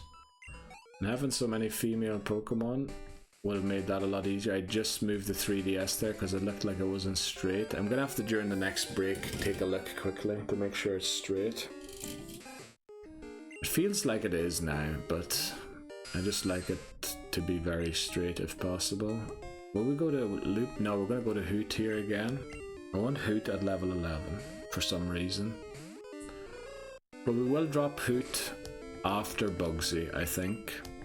When Zubat, or no, after the rival battle, just as a backup to take on the Ghastly. But if Zubat has Bite by then, which it should, because Zubat is honestly very good against Bugsy. Well, not very good, but it can take care of Metapod and Kakuna on its own. You know, we will take on these fishermen, and then we'll take a break in the Pokemon Center once we get there. Now, normally I'd advise not to switch train on trainers. They do have water types, and we can't switch to Porcupine. But we do have Tail, so I think we're okay to switch train on them. Also, I think Henry is okay. Henry's the one with the Poliwags. Poliwags are extremely fast, so we might want to use Tail here, because I believe the other angler or fisherman or whatever their trainer class is has 6 Magikarps. Which, you know, if Zubat had Bite, Zubat could take on by itself, but since it has Leech Life, it's going to be annoying. They also have Hypnosis, which is annoying. But thankfully the water, or the bubbles, only do 3 damage. It does have Water Gun as well, doesn't it? I feel like Poliwag has Water Gun at level 8 already. I don't know. It'd be nice if we woke up and took this out. I think it's another Poliwag level 3 in the back. But this already suggests to me that we can't take on the Goldeen. Although Goldeen doesn't have any water type moves, so we could use Porcupine against it. But we really need to wake up Tail here, because you're about to be knocked out. Surely that was 5 turns of sleep, so we're guaranteed to wake up here. Finally, quick attack, and it's out. Right, Piercing reached level 9, that's great. Tail didn't quite reach level 12. That's another Poliwag. I think we're good to live one more bubble. We're going to switch after this though. Yeah, I think we would have lived a crit there for sure as well. And then we'll take it out with Hoot. We can't obviously use Porcupine, because the bubbles, well, I suppose... Oh, we're back to sleep again, come on. But the bubbles are only doing 3 as well, aren't they, on Hoot? So that's my suspicion there, that Hoot is better specially than physically. That makes sense. They did eventually change that normal moves can both use the special stat and the thing. Can't remember what you call it, when that happened. But it's the physical special split that happens at some stage. Now I'm pretty confident that this trainer has multiple Magikarp, but you know what, we're going to skip this trainer and we're going to see. Now we're not messing around against this trainer. This trainer we need to take seriously, because they have ended an attempt of ours in Pokemon Gold. Oh, they don't spot us up there. Okay, very good. So we can go down and heal quickly. We'll come back up and take on those 2 trainers. I think then we've cleared all of the trainers other than the bird keeper to the south of the Pokemon Center. We'll go and take on those 2 fishermen, whatever. Come back to the Pokemon Center, take a break, get through Union Cave, take on the Rocket, Team Rocket, probably start Bugsy's gym. Oh, don't talk to them twice, please. And then the rival, and then get to Goldenrod City. Start taking on all of the trainers in Goldenrod City to train our team up to a level cap of Whitney. Drop the actual Pokemon that I said I would drop. Which will be these 3 here. And we might have a Pineco by then, depending on how things go. Let's take on this guy here. I believe Goldeen doesn't have a water type move at this level. And even if it does, I think we should live 1 water type move. Fisher Rolf. I believe this is the one that warns you about the Quillfish, but I've probably talked about that in a previous part already. We're just going to tackle it. Oh, it's level 10. Oh, okay. We might have to leer it once here because it is doing more damage than we are. Goldeen, it must be more into the attack stat than the special stat. Oh, I leered it twice on accident. See, that's the button mashing. It's going to cost me eventually. Also, thankfully that tail whip didn't land because 2 packs took us to half of our HP exactly. Right, we're switching out because this is where things go wrong. Do we switch to Hoot? I think we do. To Hoot. Hoot. Hoot. Hoot. I don't know how to pronounce it. We've had that issue in the previous part already. Wow.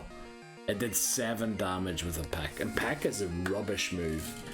But these 2 Leers, yeah. Okay, very good. Now the thing is, I would love Zubat to take out the Magikarps, but it's going to take an age and a day for it to actually take them out.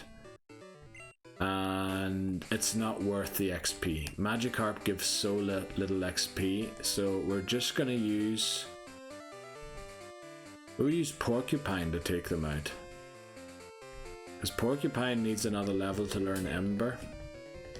Let's hope that they actually do have Magikarps and I'm not mistaken mixing them up with someone else. But I believe they have 6 Pokemon, oh they have 4. The thing is, 1 Magikarp is Tackle, but Magikarp's attack is so bad that it won't hurt us a lot. But its defense seems pretty decent. We're double its level and a Tackle only did half of its HP. Also, I should be minding my back here in the Pokemon playthroughs. I feel like with the new setup, the desks that I have, everything's in a more comfortable position than it used to be. And yeah, the other table was a lot lower down, so I had to like lean forward most of the time to play the game.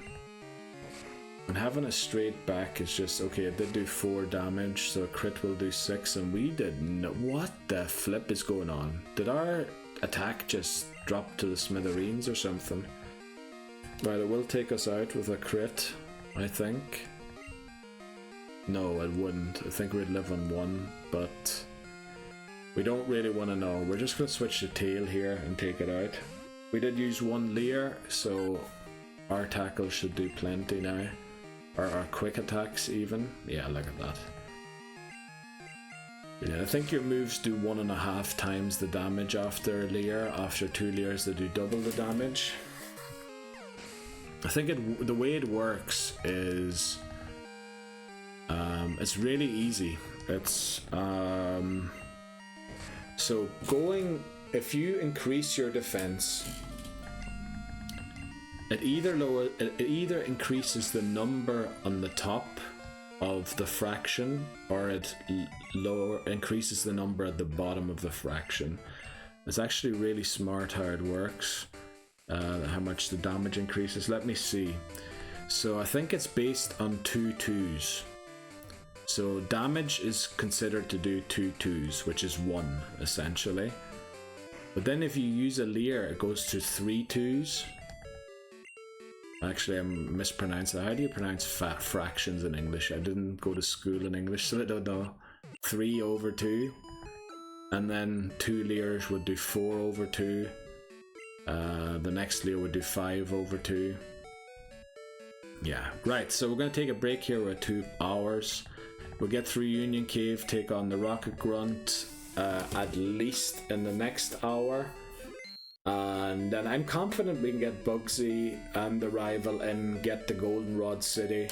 We mightn't just take on Whitney yet, but we'll certainly start training for Whitney. Yeah, that's where we'll next meet. Why am I saying all these things about see you there? Like, I'll be back in a sec. Okay, we're back again. Just had a look outside. Boy, if it keeps snowing the way it is, there's gonna be a foot of snow tomorrow, and I'm supposed to help my brother move in 2 days. I hope that melts again by the time we're moving, or he's moving, because that would be very bad. Now I believe this, I can't remember what level that these flying Pokemon are at, but I'm hoping that Looper can take out at least one. We do have a Pokemon Center right there to revisit in case Peter does level 6 Pidgey, worse than Falkner's Pidgey. Wow, that did no damage whatsoever. So Looper was the right choice. How are we going to train Zubat though? It needs to get to level 15 somehow for the Bugsy battle. Suppose, no, I need to find a way to get Zubat. It should be switch training it really. Right, so 2 tackles did 10. Or am I miscounting? That one only did 3. Was it 3 tackles did 10? Unfortunately, it's outspeeding us, but I think Looper is one of the slower Pokemon in the game. Let's see what the final Pokemon here is. Spearow. Okay, I think we're going to switch out here, because this is higher, and I remember a lot more damage coming from Pecks than from the tackles. And I think Hoot now has Peck as well. So we're going to Peck right back at it. Peck is more accurate than Tackle, so we're going to use Peck as our main move for Hoot. And Hoot will honestly be great in Bugsy's gym, but I do need to make sure that Zubat keeps up with the levels, because it is very good against the rival, especially against the Ghastly that the rival has. So we're going to go back and heal here quickly. Looper's going to have a great time going through this Union Cave. And then we should be at Slowpoke well in no time, I'd say. Take on the Rockets, Team Rocket there. That's what the level cap 14 is in place for. And then I believe it's 16 for both Bugsy and the rival. So I did say we would lead cheap through here, but we'll only do 3 battles and then we'll switch to someone else. I think Looper's good enough to be able to switch in to take Pokemon out. And also, okay, Sandshrew. Now Sandshrew does hit hard, but it's only level 6. We do not want to use a metronome whatsoever, because if it self-destructs, that's the end of it. Metronome's kind of a bad move to use in a Nuzlocke. It can like bring out some of the best moves available, but also you're very, oh, that's not good that we don't one-shot that. So we've lost a bit of HP already, but yeah. Alright, Cheap gains 39 XP. We'll give it like 2 more battles and then we'll put Piercing at the front of the team again. Now we don't want to switch train against trainers, even though this trainer has probably a level 2 Geodude. We will switch trains Piercing though, because Pokemon that belong to a trainer give you more XP than the wild ones. So let's take on this Hiker. I'm very confident taking on Hikers now that I have Wooper.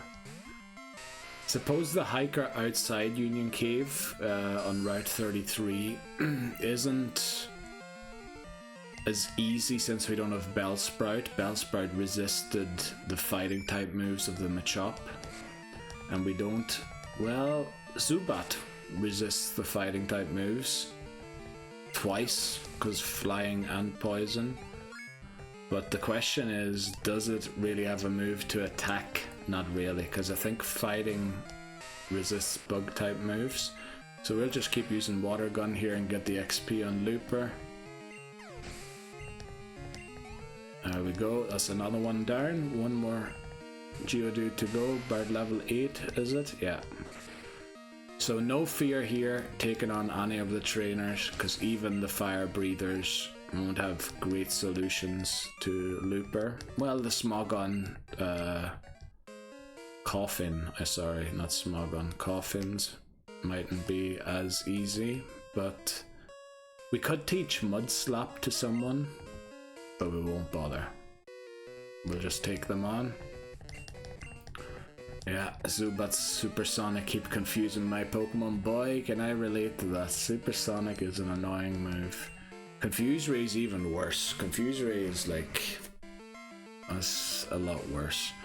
Now unfortunately Bug isn't super effective on poison types anymore in Gen 2.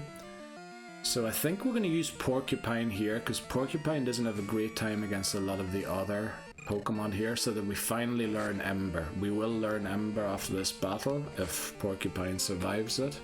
It should. I'm sure this coughing doesn't have self-destruct yet. Pretty sure. Not like the Pineco battle. We have to come up with a strategy for the Pineco as well. We don't have Sleep Powder this time, which makes that a lot more difficult. Right, there we go, level 12. Do we learn Ember? We do. So Bugsy is going to be pretty easy, honestly. And we're going to start using Ember here now and see how much it does. Oh, look at the amount of damage we're doing now. We finally have a decent-ish move. It's not a great move, honestly, but it's better than any of the moves we had so far. Fire Breather Bill. Good to know that there's 2 Bills in this universe. Let's put Cheap in the lead again, because I think it's going to be a while until we battle another trainer. Okay, there's another wild battle. We'll probably do 1 or 2 more wild battles with Cheap. Now, I'd love to take on here Cheap versus Zubat, but Metronome, as I said, bad move. Let's train Hoot again. Oh, we should train Loop. Nah, Looper gets a lot of XP from the trainers, so we should train Hoot to level 12. Okay. Actually, does Hoot learn Hypnosis at some level? Or is it Noctile that learns it later on? Because that'd be a way to get Pineco. And I'm not sure if Heracross is in the same tree as Pinecos are. Because there's like trees that have rare Pokemon, and then there's trees that have standard Pokemon. And we need to find the rare Pokemon. Right, Cheap. Oh, you can actually catch level 5 Zubats in here. Zubats above level 5, I didn't know that. Let's get Hoot in here again. Decent because it also resists the what do you call it? The leech lives. The unfortunate thing is that we're confused, and we're probably gonna do quite well, not as much damage as I thought. Decent enough though for the Zubat to make this battle awkward. Ah yes, we snap out of it. Please don't use Supersonic here. Brilliant. So we beat the Zubat. And we'll do one more battle with Cheap, I think. Yeah, I think we'll do one more. And then we'll switch back to Piercing in the lead. Now I wonder, does Slowpoke have Confusion yet? Because if it doesn't, Zubat might be the best answer to that trainer. It's in the corner there, guarding the thing. So we'll just switch to Hoot here again. Because what else do we have? Yeah, I can see how we're missing a grass type now. I'm actually looking forward to playing Crystal, thinking about it now, because yeah, the gym battles, the first two aren't good with Chikorita, but everything else seems to be pretty decent for Chikorita to take on, especially being a grass type without poison subtype. Right, Cheap has got the XP I wanted it to get. Let's put Piercing in the lead again and move Cheap right down to the bottom, because we're going to drop it off in the box once we get to Azalea Town. I think I'm pronouncing that right now, but come on, what are we... Why are we dancing on the spot? What the flip are we doing? Right, Sandshrew does hit hard, so I want to protect Piercing here. And Looper should be in fine enough form here to take this Sandshrew out. I think we might leave that other trainer for another time. Yeah, I think we will. Well, for this video, but not while we're traversing through this cave now. I just want to kind of get to the other side of it. Even though there are two items down there. Okay, Zubat, Wild Zubat appears. Now if only we had a better move, we could actually take it on. We'll switch to Hoot here again, just to get Hoot to level 12.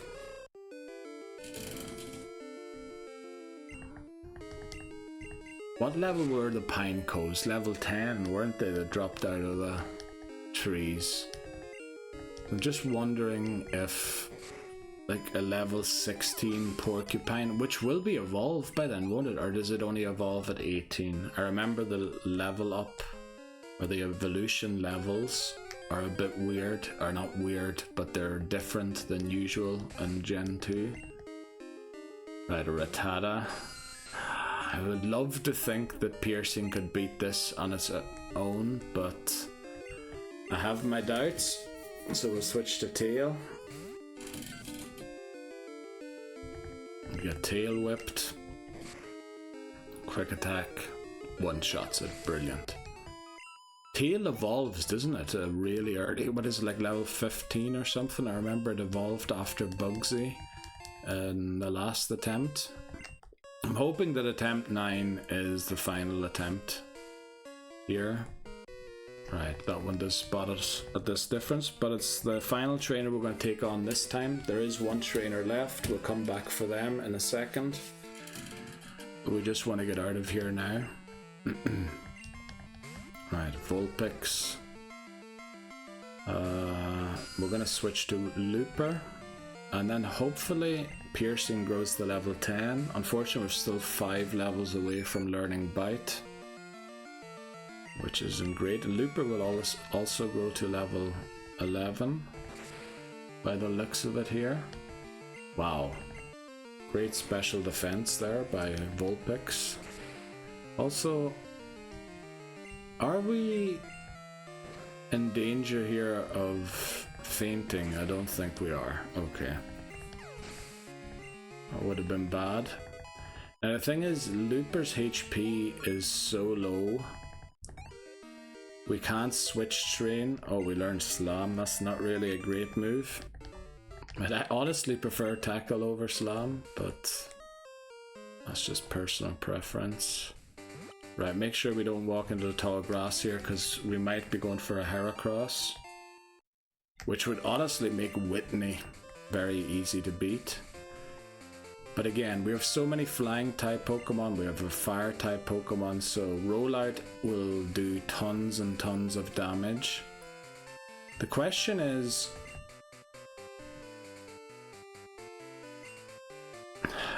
I think it's best if we try and avoid this battle. Oh, we walked straight into it, and we're leading Piercing as well. Damn it, I hope that Machop's in the lead. Hopefully Machop's in the lead. Karate Chop is now a fighting type move. It's Geodude, damn it. So we have to switch Looper into a move of Geodude, which isn't great at 11 HP. There's no way. Oh, damn it. It has Rock Throw as well, doesn't it, at level 11? Oh, let's hope that Looper outspeeds Geodude.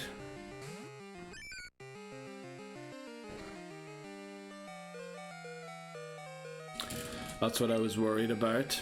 Now we need to outspeed it. And we don't. Oh, we're starting to throw again.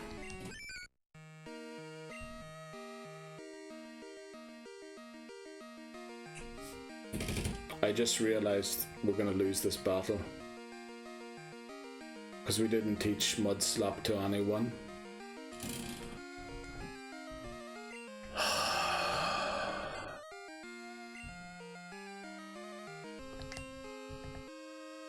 The only way we can win, it still does 11 after a defense curl.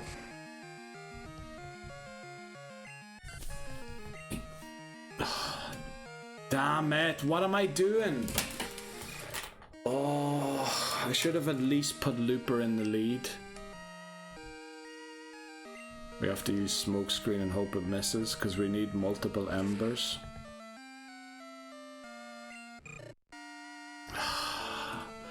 What am I doing? I honestly... Damn it.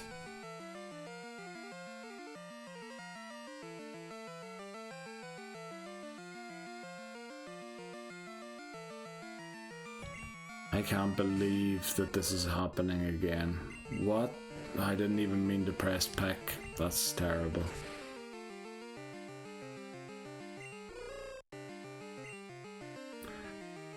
I'm an idiot. Why didn't I just put Looper in the lead? We would have won. Like, I mean, we might as well restart already. We'll put in Piercing. Supersonic. Well, we outspeed it, but we miss. And this rock. It goes for tackle now. Brilliant. But, alright, it crits us and does more than half of our HP.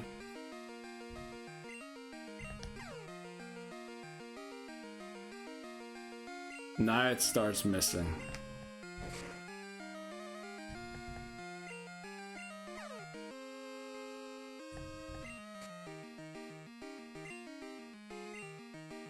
It's gonna snap out of its confusion here, isn't it? Yeah, and Rock Throw misses. Let's put it, make it or confuse it again. Tackle shouldn't take us out. We needed that to land. Yeah, there we go. Jeopardy Pokemon fainted.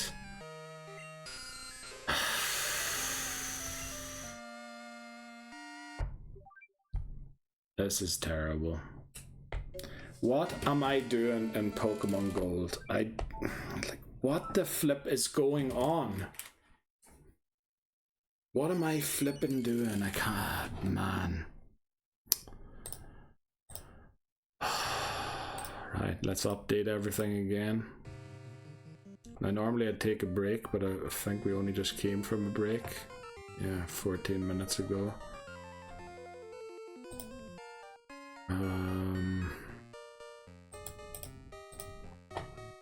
What is going on? Attempt 10. Flippin' heck. Level cap is 9. And we don't have a Jeopardy Pokemon. Get rid of Zubat.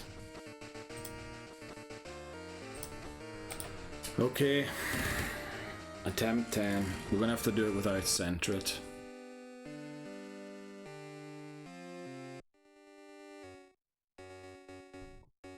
What am I doing? Like, I knew I wanted to avoid that battle, but damn it. Right, what time is it? It is 8. No. It is 8:48. We'll wait for the clock to pass the 49, as I traditionally do. Man, that was flipping disastrous. Can I look at the clock with seconds somewhere here on this computer? Apparently not. So we'll just wait for it to switch. I think it only did just switch to 48. Boy, why what a stupid... We finally had Whooper. And then it outspeeds us. I knew it was going to outspeed us as well. I knew it was a bad idea and everything. I wanted to avoid the battle, and if I didn't manage to avoid it, I wanted to have Looper in the lead, and then I was so confident I was going to avoid the battle that, yeah, you saw the rest. Ah, here we go again. Right. We want to name ourselves Gold, but we want to use lowercase things, so let's do that. Gold, there we go. Attempt 10. You can probably tell that I'm feeling a bit tilted, but I mean, that was my own fault. I shouldn't be. Let's do it. We're picking Cyndaquil again. We have no items in the PC at the start of this game because you get it from the potion from Elm's assistant. Go, thank you. We have to set the day of the week, which is Thursday.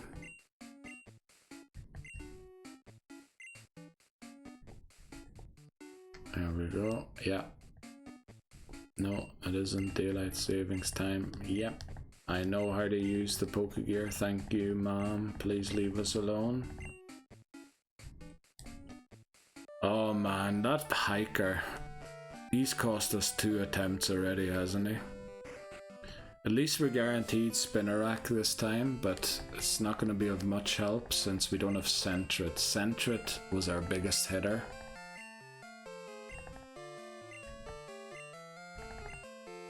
Oh boy. I don't know. Right. Picking Cyndaquil again. I honestly don't want to name Pokemon after people who have interacted on the channel at the minute because I'm just going to lose the run again. I have that feeling. Also, 10 Cyndaquils in a row, all male. What will we go for this time as the naming convention? Will we go for the thing again? Word association. So... CYN. Are there any words I know that would start with CYN? Let me see. Words beginning CYN. Really look this up. Cyan doesn't quite. Let's see. I'm just looking at a thing here. A thesaurus or a dictionary. CYN. None of these words ring a bell. Cynicism. Should I name it Cynic? Cynic. Surely yeah, Cynic. That's good. Cynic. That's a word I know. Let's go Cynic. That's a new name. This is properly a new start. So what we want is names that start, or words that start with this first 3 letters of the Pokemon's species name, and then word associate, like the first word that comes to mind. Last time we did this we went for Cyan, but that's only the first 2 letters. Ideally I'd want the first 3 letters, but obviously some Pokemon are going to have 3 letters that are so difficult to find a word that comes to mind with it. Like here I struggle as well, but once I looked it up I found Cynic, so that's what we'll name them on this run. Yeah, next up, rival battle. Let's get there. Boy. And we're gonna miss Sentret. How are we gonna do it without Sentret? Also, we're very likely to catch or encounter... Well, we're guaranteed Hoothoot and Spinnerack, but we're gonna encounter a Bellsprout unless I can avoid it. Damn, why the flip did I do that again? I was feeling so confident that this was going to be a good run. And now we're restarting again. Can't believe that.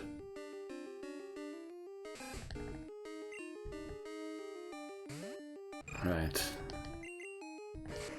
I don't like the HP stat.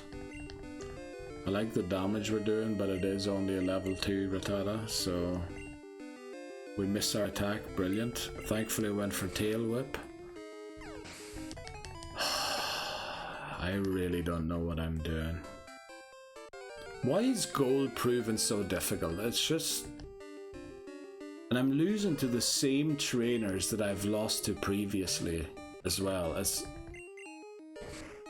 not like I'm improving a little bit every time. It seems like I improve a wee bit and then I regret for 3 attempts before I can improve again. And what are we going to do without Sentret? Because Sentret really did the damage on Pidgeotto. And we're only at 2.5 hours. I could record tomorrow, but I wanted to do another full recording tomorrow. The thing is, I kind of want the nighttime encounters and the daytime encounters. I don't know why I'm going for the potion. I think Sentret doesn't show up at all at nighttime here, does it? Wow, we don't even do half and we use our berry.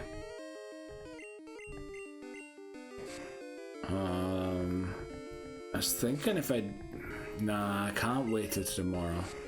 Because first of all, we're not going to make it through Route 29 without encountering a Hoothoot.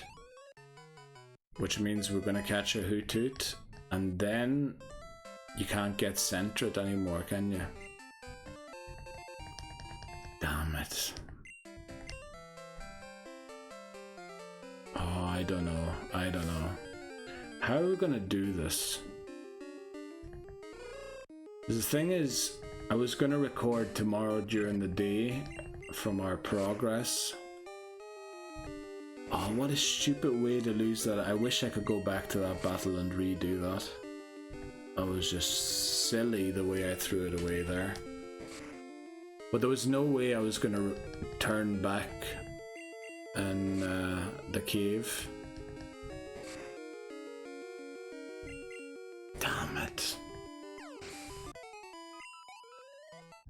Cynic's already at 6.5, which... Oh, we're getting so many encounters. I'm very worried about Cynic being over leveled for Falkner's battle, at which point we might as well restart immediately again. Level 4 Hoothoot. This honestly has a chance of taking us out and beating us. But it's going for Growl all the time, which actually might be in its favour, because now we need 3 more hits to take it out. And if it gets a crit, it'll get there before us. But it went for a Growl. We miss our tackle, which luckily it went for a Growl. Oh, why can't I flip and progress in this game? It's unbelievable.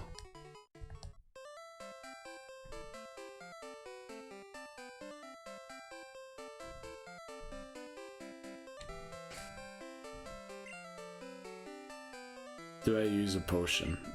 Nah. Okay, let's hope I don't regret not using a potion. We might be on attempt 11 sooner rather than later. We have half our HP. We should be able to take this on. Only thing is we're already at level 7. We're going to be at level 8 by the time we get to Mr. Pokemon, I'd guess. What are we going to do without Sentret? The thing is, there's no way to get Ember before Falkner. I really don't know. Let's talk to this guy to give us the map again. Can we do it with only nighttime encounters? I think we can't. And the problem is, yeah, I could record tomorrow and, you know, do Route 29 during the day. But then the thing is, I need to record around 5 in the evening so the time flips over fast enough. once we've caught Centret. But then I wanted to do another part of Pokemon and record it, and then I would be recording way into the night. Oh boy. We're gonna attempt it with just the nighttime encounters.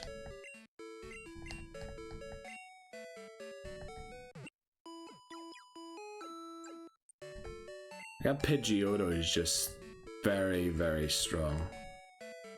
And Centret was honestly our hardest hitter. And the problem is we need Cynic to lower the defense of the Pidgeotto. Now obviously Cynic does hit harder than... You know what, we might sack Hoothoot against Pidgeotto and just growl it as many times as we can. I know that doesn't protect us from crits. And then maybe use a Leer or two with Cynic before we attack. We're gonna be way too high of a level here. Well, I suppose during the day you actually have a chance of over leveling a lot more because of the metapods that you can encounter here. I'm hoping that we make it through Route 29 without an encounter. Now that's very aspirational. I don't think that's going to be possible. But yeah, I'm kind of hoping that that happens so we can come back for a Centret later on. But then what's the point going to be of Centret later on? We're getting so many encounters. We're almost level 8 already. Well, I suppose that has happened many times, hasn't it? Honestly, the amount of encounters has been very bad for us. Well, we're going to find Hoothoot very quickly on Route 29 or even on Route 30 or here. But yeah, we're level 8 already. Look at how close we are to level 9. Thankfully we got out of there without any more encounters. What is going on in Gold? I really don't get it. Well, I do get it. I'm making stupid mistakes. I'm not getting my act together, as the goal says. Man.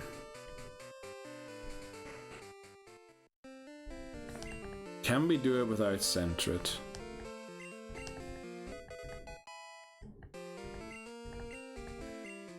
I don't know if we can.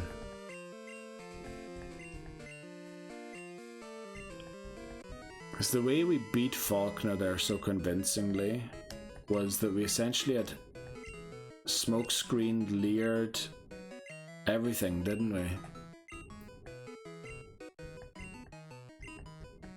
We also used the not a roller, the defense curl, I believe. Oh, I really don't know. Oh man. Well, we're at 2.5 hours. Unfortunately, we won't be reaching Goldenrod City today. I want to catch myself a Wooper though, today at least. And if we do, I might as well continue all the way to Azalea Town. Try and get there again.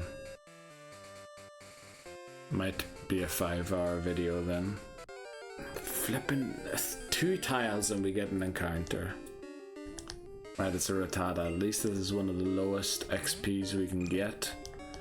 But we're going to be level 9 by the rival battle, I feel like, and the rival battle will give us so much XP that we're almost going to be level 10. And then the worst thing is, Hoothoot has to rely on itself to beat. What is going on? How many encounters are we getting here? It's unbelievable. And normally we at least make it through one part without an encounter, but here it just feels like we're getting one everywhere. Right, this will take us really close to level 9 probably. Well, we're definitely getting level 9 from the rival battle now. Right, at least we got out of there, so no more encounters until the rival battle. We won't be putting a berry on Cynic for the rival battle, because that's usually a stupid berry that we squander. We will only have 2 berries. We might only have 1 berry by the time we get to Falkner. Oh man. This is so bad, Damn it. Okay, let's take on the rival.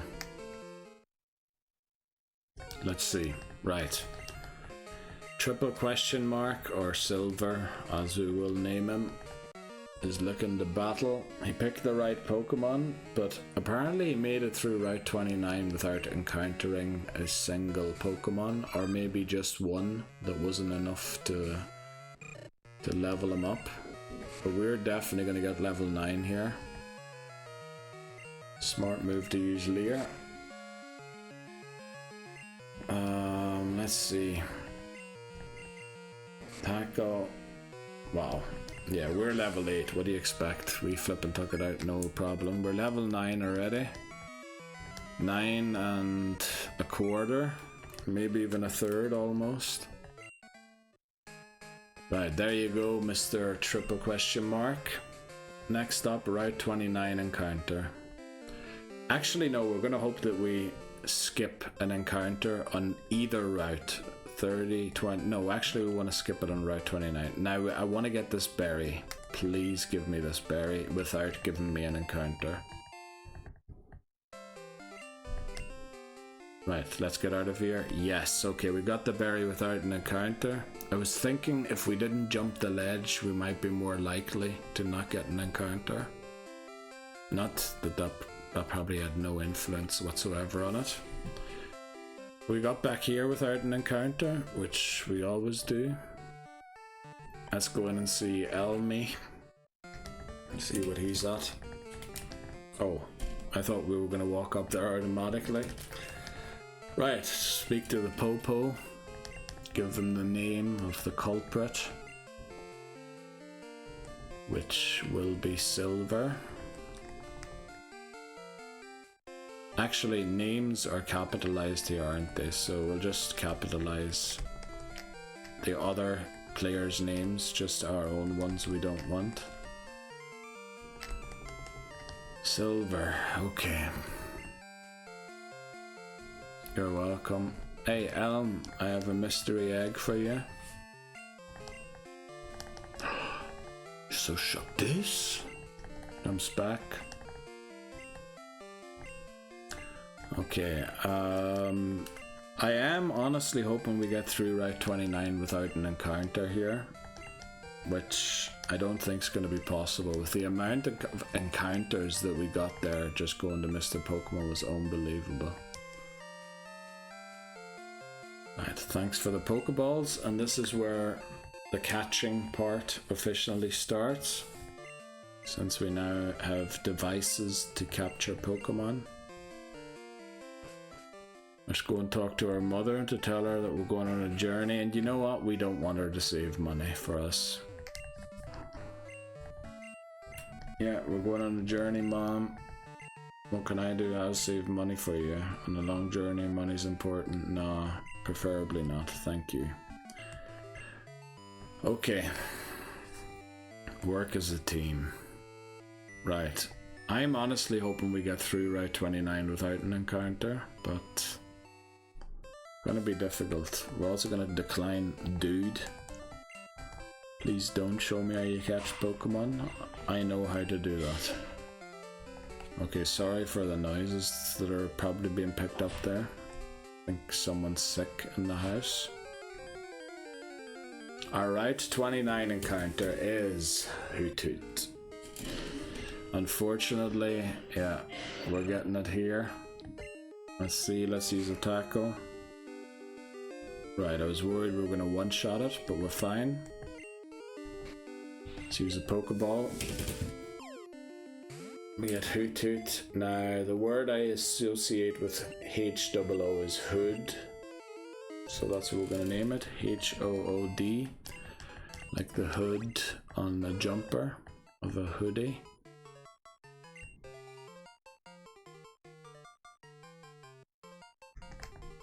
Should we actually name it Hoodie? How do you spell hoodie? Is it I-E or is it a Y? I feel like it's I-E, but I'm not 100%. Let's go for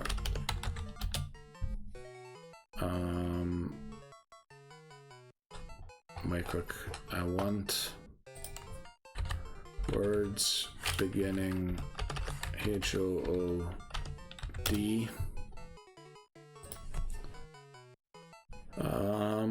Actually, you apparently you can spell it both ways according to this. Let me look up how Wikipedia spells it.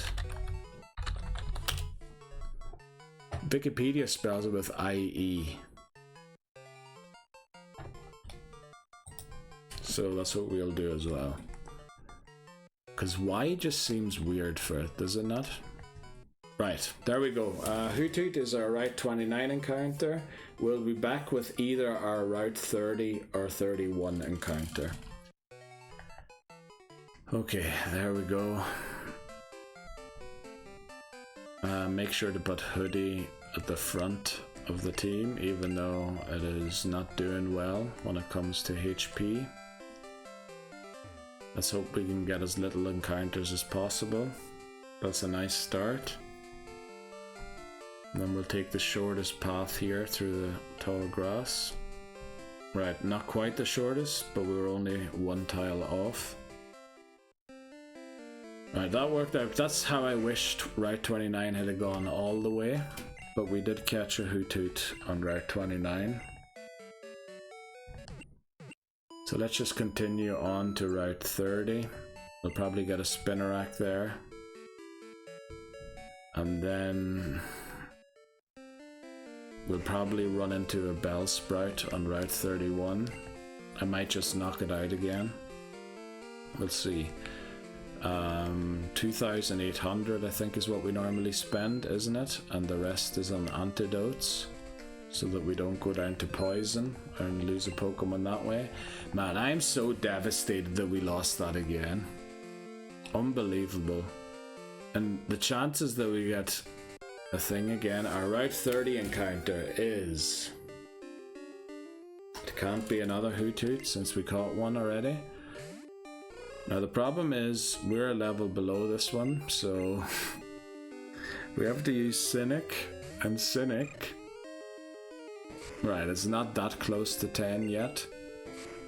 But the thing is, to get through these trainers, we kinda need Hoodie to be at least level 6 or 7.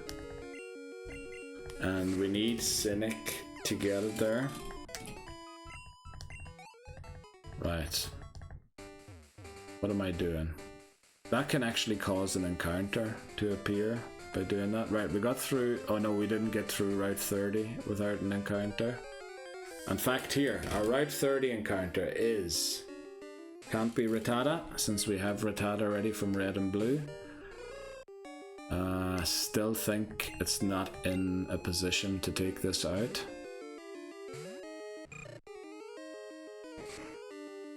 Okay, Cynic will be, and Cynic won't overlevel here, I'm pretty sure. Can we beat Falkner with just Cynic and Hoot Hoot?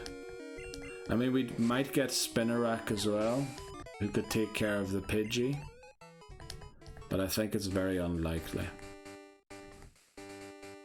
Right, what we want to try and do is get the Spinnerack on Route 31, if possible.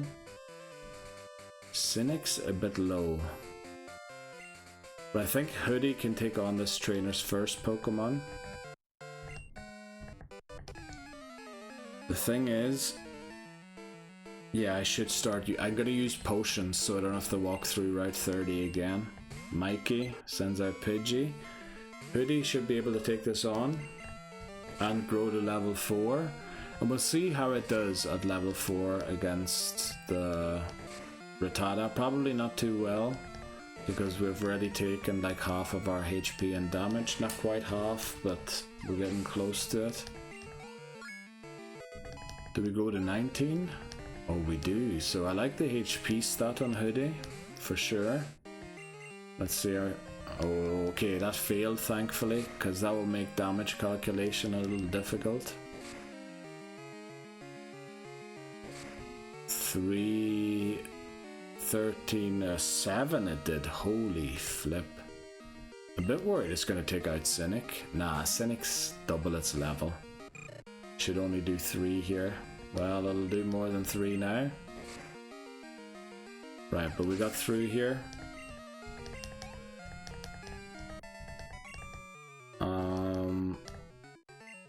I think we're going to waste our potions here. Yeah, I think we have to, because we can't afford to go back to the Pokemon Center, because then we have to walk through Route 30 again. I can't believe we got through Route 30 without an encounter. Or without a legal encounter, anyway. So let's go to 31 and get our encounter for Route 31. Should I heal Cynic? Yeah, because we made it through there, I should heal Cynic as well. Even though we shouldn't really be using it, but we'll do it. Okay. Let's go. Route 31. The thing is, if we encounter a Bellsprout, I kinda have to go back to Route 30 to get a Spinnerack. Let's pick up these items and everything. And see if we can make it to Violet City without any encounters. Wonder, is that an idea? Just Cindric? No, we kinda need a Spinnerack. Right, our Route 31 encounter is a Dupe's Claws Rattata, so this isn't our encounter. I'm not sure that Hoodie could do that by itself. So we're going to use Cynic here. And this is going to get Cynic awfully close to the level cap, unfortunately. And Hoothoot kinda needs to get to level 6 before we head into Bellsprout Tower. Right. We got through Route 31 without a single encounter.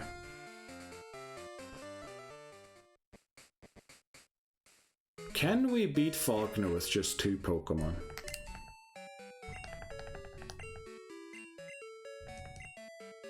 Because we can always come back to get Spinnerack later. The thing is just the odds of us getting a Spinnerack on Route 31 are almost the same.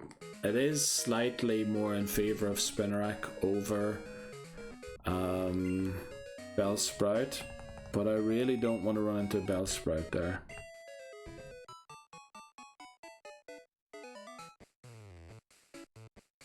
Thanks, Earl.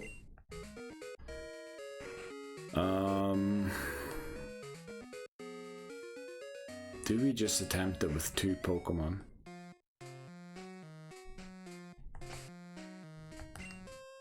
The thing is, Cynic is so close. I don't even think we can use it against the Spearow. We do need a 3rd Pokemon to soak XP.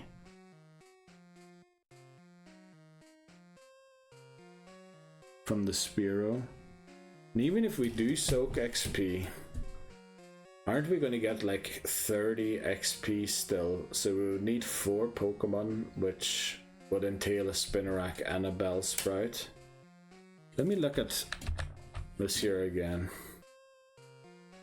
So when we play Fire Red and Leaf Green, we will be able to catch Gen 2 Pokemon eventually on the Sevi Islands, but that's post-game. So these 4 lines are the only Pokemon we currently have available to us to actually get through the main game of Fire Red and Leaf Green. Now, if you look at Final Evolution, so Charizard will not be picked. Or Charmander won't be picked. we will be picking Bulbasaur and Squirtle. So that's a Blastoise. Then we want to keep Nidoking for there. Clefable's probably not a bad Pokemon to have. Ninetales, probably be good. Don't know if Persian is that great. Honestly, Victory Bell is not great against the Elite Four or generally many battles at all, is it? We could go into Dark Cave and catch ourselves a Geodude. And Geodude would easily beat Falkner. Like very easily. But then we don't have Graveler available to us anymore. And Fire Red and Leaf Green. We have Rapidash, we have Muck. We have Exeggutor, which is difficult to get because it's exclusive to the Safari Zone, I believe.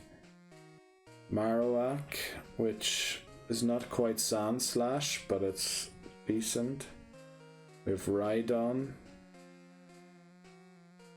Lickitung we're probably catching here in Gen 2, because I think you can catch it in the wild here, if I'm not mistaken.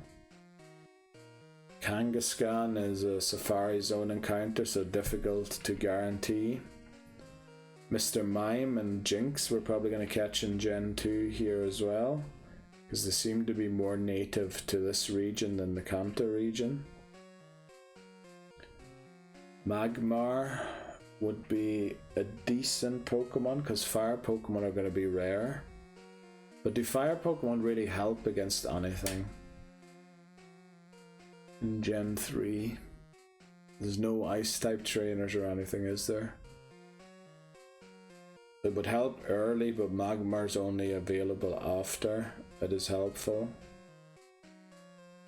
Pinsir, not great. Taurus, difficult. The evolutions will definitely be keeping Vaporeon. Potentially, yeah, we have no electric type Pokemon on the entire list. So Jolteon probably very useful. Oh, we do have Voltorb, but not a final evolution. Then Omastar, Dragonite. Dragonite's difficult to guarantee. But would be like great to beat the Elite Four. But already I can't see 2 teams of 6s in there. But then again, we beat most games with teams of 4 and not of 6s. And maybe you can fashion 2 teams of 4 out of those Pokemon. Also, there's a complete lack of flyers. So I guess we won't be flying around unless we pick Charizard. Or I suppose Dragonite could probably fly, but by the time you get him, where are you going to fly to? So we're going to be walking everywhere. And then I was talking earlier about how bad the quality of the recordings of Gen 3 are going to be, because they're going to be either without sound or on a DS Lite that isn't working properly. Yeah, I think I've seen enough of this.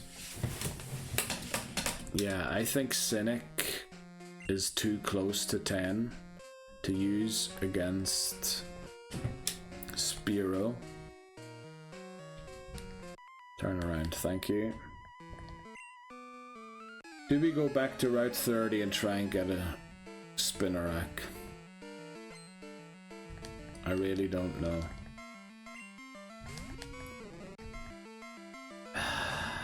I got myself in some position again here.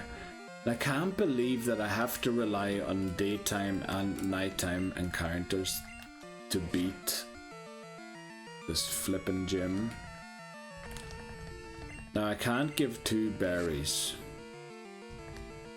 of the same name to Pokemon when I'm battling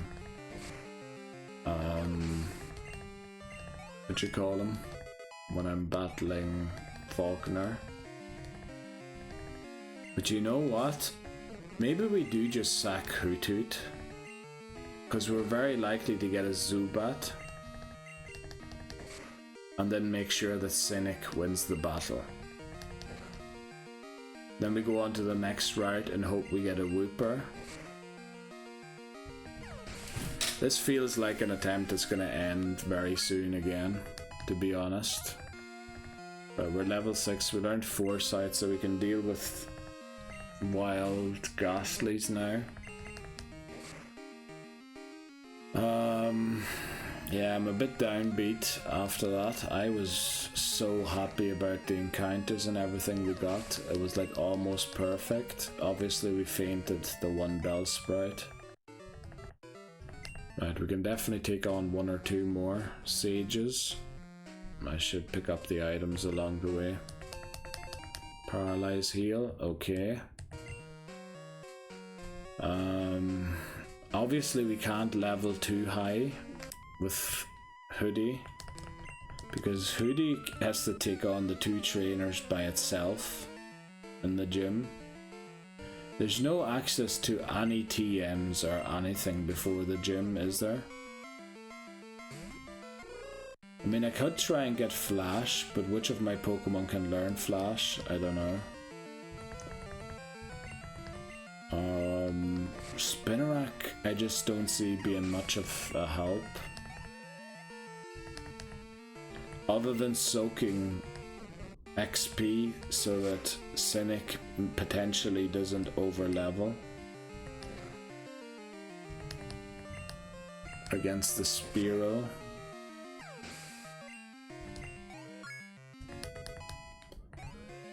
Let me see.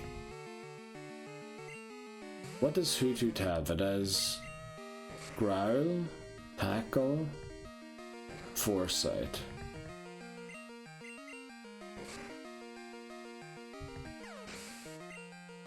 Are we going to reach level 8 here? No.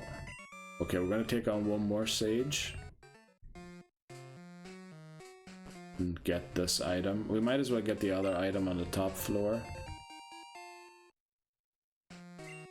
So yeah, I feel like this attempt is doomed, because without Sentret, how are we going to beat Falkner? We have 2 berries, which is very good, but we can only equip 1 berry in a battle. So who would we equip it to? Obviously against Falkner we would equip it to Cynic, because Cynic has the higher attack. The question is, will we even get to Falkner? That's the main issue, because Cynic can't take part in the battle against the Spearow, I don't think, at least. I mean, these Bellsprout are given 54 XP, and if we split that 2 ways, Cynic would reach level 10 already. So there's no way. Hoodie has to take out Spearow by itself. So I guess that's where we use berry number 1. We use Growls, and now we need to leave. We need to leave now. Damn it, there's another Bellsprout. Okay, I think that might still be okay. But after this we need to leave.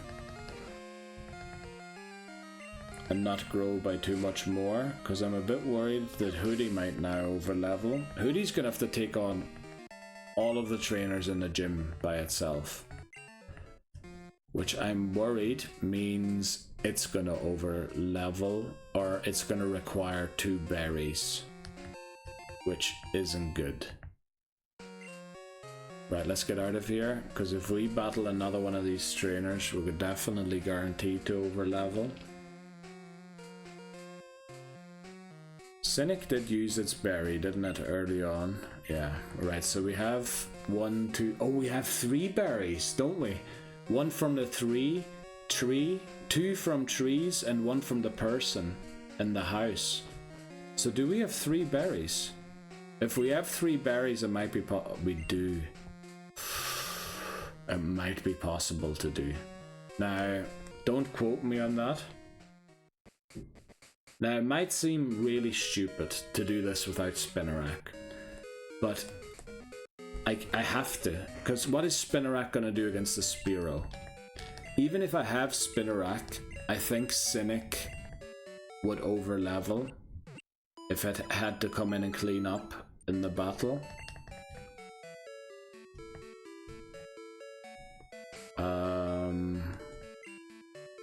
Give Hoodie a berry. And then Hoodie basically has to solo the Spearow. And we're gonna do this quickly and see if it's possible or not. Don't know why I walked there. I think I wanted to meet Earl again, because to cheer me up.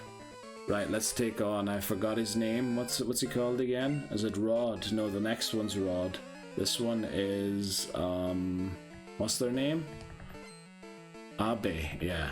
Forgot about that. Or Abe. So I think the strat is Growl. Right, it does 8. Growl again.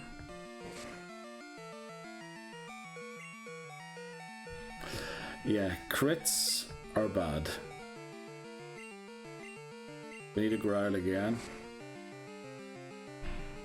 Right, it did 5 there. Now if we start tackling, are we tackling too late? We are. So we would need 2 berries.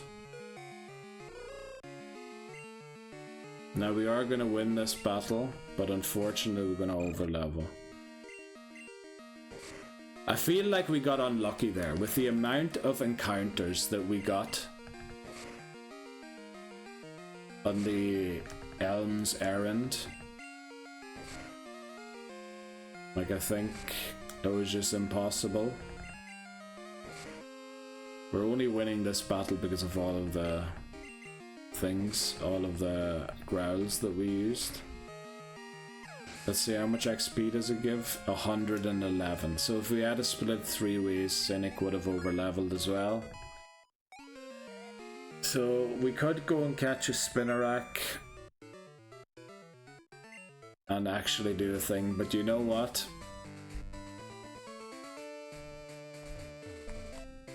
We're gonna do it this way. I'm not gonna restart without the Pokemon actually fainting. So we're just gonna go into this battle and use Leer and hope that the Pidgeys take us out, and we're gonna restart again after a break.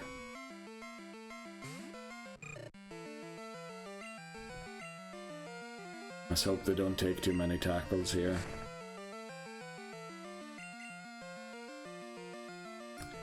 Do I need Sentret?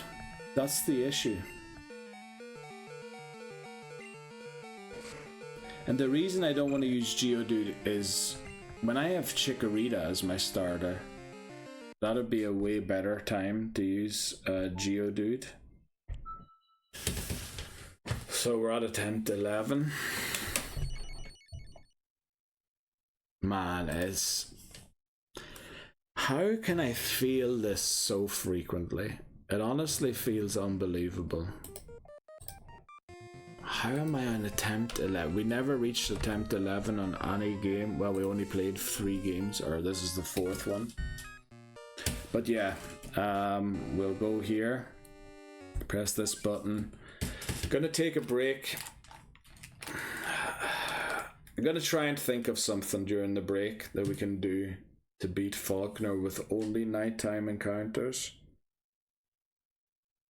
Because, yeah, if I wait for that Sentret encounter, so if I play essentially the game until we get the Pokeballs, I need to wait tomorrow until 5 PM to play. Then I catch Sentret, then I need to take a break until it turns 6, and then I play from there.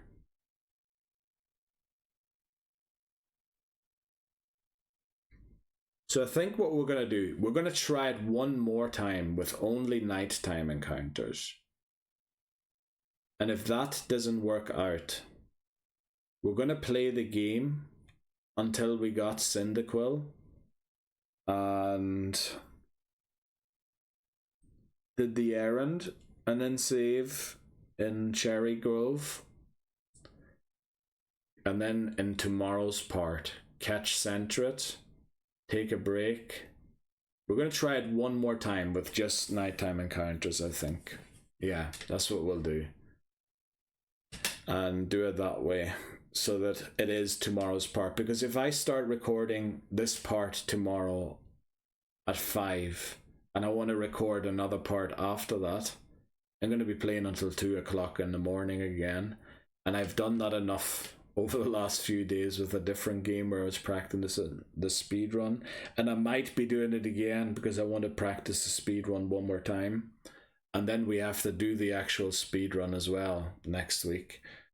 So I kind of want to get good night's rests before that. So that's what we'll do.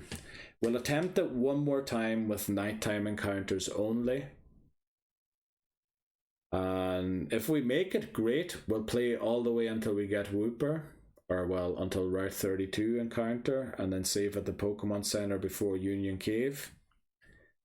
If we don't make it, we start off again and play all the way until we've defeated the rival, give the cops the name, and then continue in tomorrow's part with the playthrough, which again means that this part 5 was for absolutely nothing. I am ashamed releasing these videos, honestly, but I have to explain to you how I got to 11 attempts. Like, I can't just upload a video, yeah, we're on attempt 11. Well, I suppose I could, but man, I don't know. We'll take a break. I'll look at the routes on my phone quickly and see if there's maybe something I'm missing. If there's maybe a way to encounter a Centret or something. I don't know. I'll see if I can find something, because I really don't want to end today's part in New Barktown. But it's looking like we're going to have to do that. And I want to make use of the final hour. Like, I don't want to make a 3-hour video. I want to make 4 to 5 hour videos on Pokemon videos if possible. Unless I get really tilted by a loss, then sometimes 3.5 is enough. But yeah, I'll be right back after this break, hopefully with a plan. Oh, wrong button.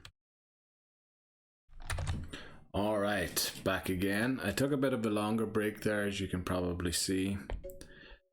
Now you can see it's updated. Yeah, I was just looking up what sort of encounters I could get. Unfortunately, Hoot Hoot Spinnerack is it. Best thing would be if we could make it through Route 29 without encountering anything. Obviously, I could go and get a Geodude. I could also go and get a Zubat early in Dark Cave. But those are Pokemon. Well, the Zubat I do want, but Dark Cave, it's more likely to encounter a Geodude than a Zubat. So I don't really like the odds of doing that.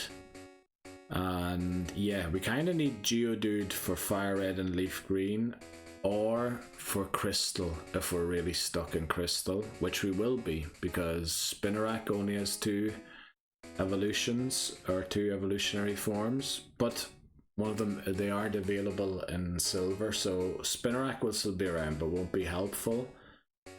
Then you can get Phanpy in Crystal. You can also get other Pokemon earlier, so we'll have to see. We'll just get into it again and try it once more. Hopefully we don't over level before the gym battle again. That was basically what ruined that attempt, I think. But we'll see. Let's get into it. The time is currently not daytime, it is night. 22 is 10. And then it's gonna turn 30 here in a second, so let's see if we can get there in time. Right, it's gonna turn 30 any second, I think. 10:30. We'll do another hour. We'll try and get only nighttime encounters and see if we can do it that way. I mean, we were kind of lucky / unlucky to not run into Spinnerack going through routes 30 and 31. I would have wished we could have got through route 29 without an encounter, but that seems to be impossible. So what we're going to try and do is get Cyndaquil not to overlevel. That's the goal. Right, it must have just turned to 29 because there we go, 30. Okay. Right, yeah, no wonder it's dark outside. I'm waking you up again after you went to bed. It's not that you slept in. Right. Marl there to greet us. We're going to pick Cyndaquil again. And for nicknames, I'll get into that once we're there to pick the nicknames. My name is Gold. Let's go. Not Hold, it is Gold. Not Gok, it is Gold. There we go. Right. Yeah, we're picking Cyndaquil. Let's get everything set up. Go and speak to our mom. Get the Poké gear. And today was yet another day, very disappointing day of recording Pokemon Gold. We're going to stick to the plan that I set out. If we fail again, we're going to restart and then come back to New Barktown, and then I'll record late tomorrow again. If we make it... Oh, no, it isn't daylight savings time. If we make it, we're going to go and catch a Wooper and end the part at the Pokemon Center before Union Cave. That's basically the plan. Let's see if we can do it or not. It's going to be difficult. Right, let's go in and see Elm. Professor Elm, that is. He has a little errand for us to go on. And because it is dangerous, we need a Pokemon to take along with us to protect us from all of the ones in the thing. As I said, we're going to be picking Cyndaquil again, and I think because I'm out of ideas, we're going to go for words in the Pokédex entry yet again. So, Cyndaquil's Pokédex entry. That's now 11 Cyndaquils, all of them male. That is unbelievable. Not unbelievable, but we should be getting a female at some time soon. Cyndaquil. I have to look this Pokédex entry up because unfortunately you don't get it served to you like you do when you catch a Pokemon. So Pokédex entries, it is timid and always curls itself up in a ball. If attacked, it flares up its back for protection. You know what? Did we use Ball yet as a nickname? Let's see. Apparently not. Apparently, yeah, nickname checker's working, so we're going to use Ball just so that we can distinguish all of the attempts from each other. So we'll name it Ball here. There we go. And the rival battle will be up next. Hopefully we don't overlevel on the way there. Right, let's leave.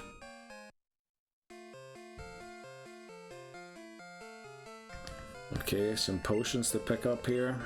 What are they? 3 potions.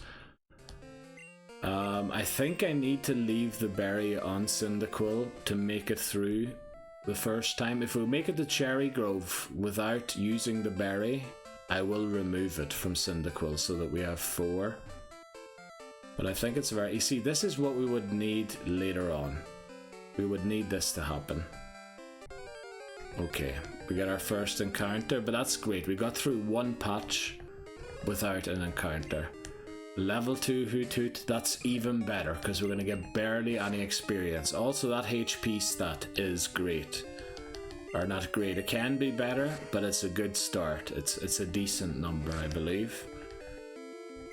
So, it looks... There's every chance we make it to Cherrygrove without using our berry. Wow, we got a lot of XP for what happened there. You could also go north there. You could encounter Geodudes. Right, next encounter. We're going to take the shortest way everywhere and go collect another level 2 Hoothoot. Like, this time we're getting a lot weaker Pokemon to battle. We're going to have the berry still intact. when we get past Cherrygrove, which is amazing. So maybe there's a chance we can do it with just nighttime Pokemon. I'm very hopeful. Like, those two encounters were amazing. Let me remove the berry. Here, item, take. Because I believe it would just be wasted now if it got used. It's just getting past those first few. Actually, we didn't level up. We should have probably left it on it for another battle, but I think it's going to level up in the next battle, and then it should be strong enough to be able to deal with the Pokemon without a berry. So that we have 4 berries for, well, we can't use 4 berries in the gym, but we might need a berry later on. See if Looper had a berry earlier on against that hiker, we probably would have been fine. And we also got confirmed that rock type moves are resisted by ground types.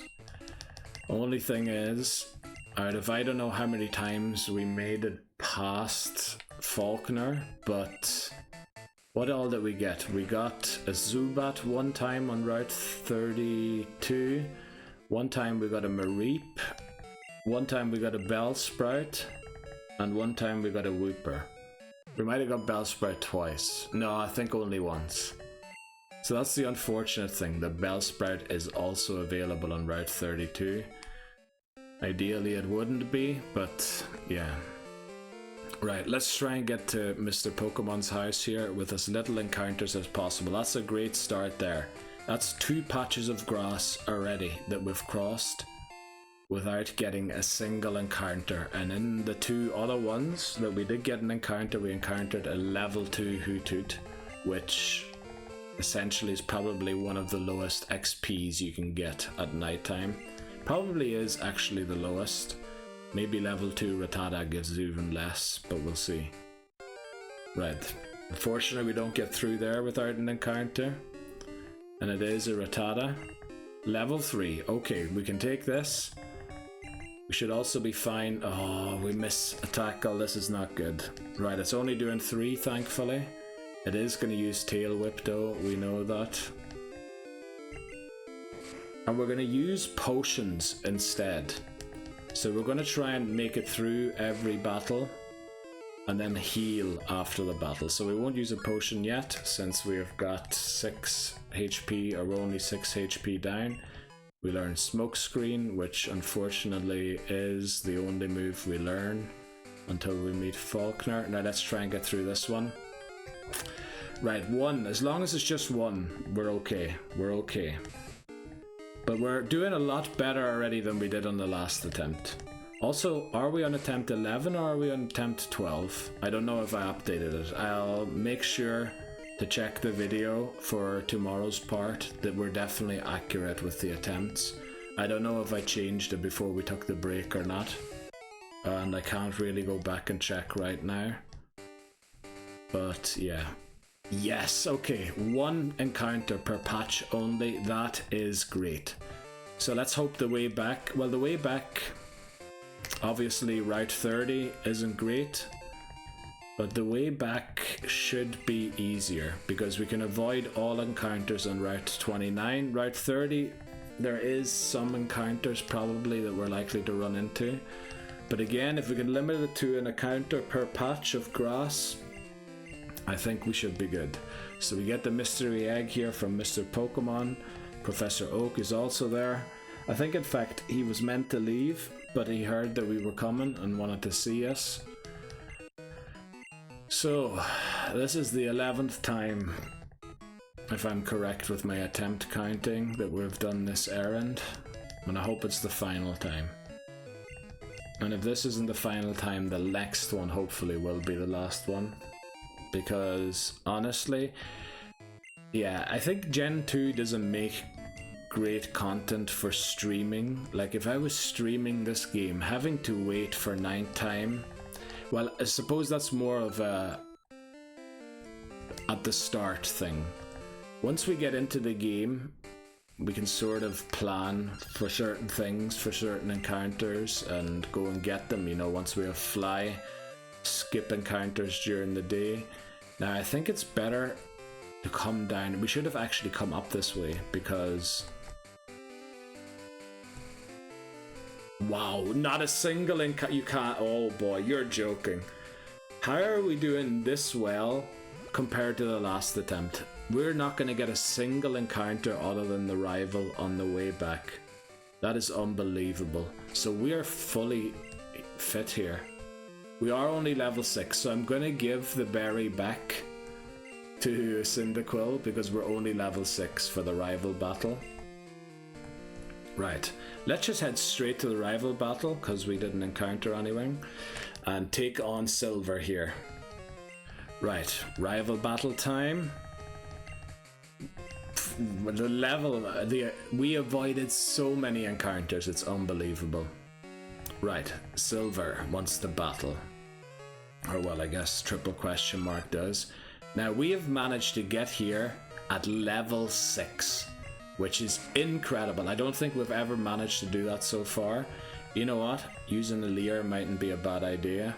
Just to increase the damage a little bit. Unfortunately, Totodile has Scratch, which is 100% accurate. Whereas our tackles aren't. This is the reason I gave it the berry again. We took the berry off because we didn't want to waste it. But because we are only level 6... I felt like we need the berry to win this battle because, watch this, we're going to miss our next tackle. We aren't, okay. But it was close, and I think, yeah, without the berry, we would have lost that battle. Oh wow, we grew almost to level 8 just from that battle. But that's great, because we can get through Route 29 without an encounter now, and then we're going to get a Hoot on Route 29, probably. We'll see.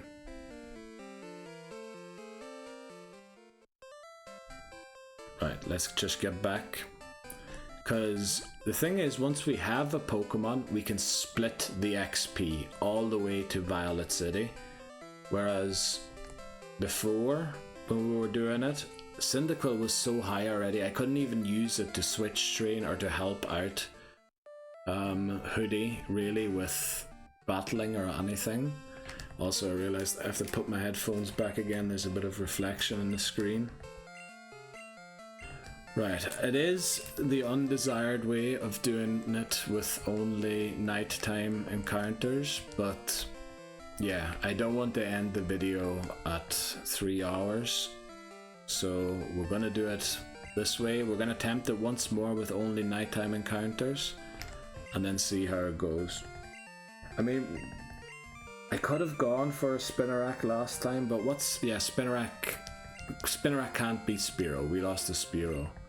And even if we had Spinarak, Cynic would have overleveled, so there was no real way in winning that. Whereas this time, I feel a lot better about the whole thing. Right, we get Pokeballs, so from now on, the first encounter of every route, other than if they have already been caught, or if their full evolutionary family has already been caught, or if they've already been caught in this game, will be the only Pokemon we're allowed to catch. We're gonna ask her not to save for us again. I think, like, it's not that she's gonna take much time, but she's gonna call us after certain battles all the time, which, you know. Do it, I'm behind you all the way, thanks Mom. Right. Let's decline the dude's offer to show us how to catch Pokemon because we know very well how to do that. Also, we walked on the bottom half of the path to speed things up so that the dude doesn't have to walk too far. Right. Let's see if we can get through here. Right, we get a Route 29 encounter. Hoot. Okay. I was hoping we could make it through Route 29 without an encounter, but yeah, we're gonna get Hoot here. Unless we knock it out, but I think we're fine. Let's use a Pokeball here. Right, what did we say? Pokedex entry. Thankfully we get shown the Pokedex entry here. So we'll just pick a word when we're reading through it. Hoot's caught. Very good. It's probably going to be foot or something. Right, it always stands on 1 foot. It changes feet so fast the movement can rarely be seen. Foot, feet, movement are the options. I think.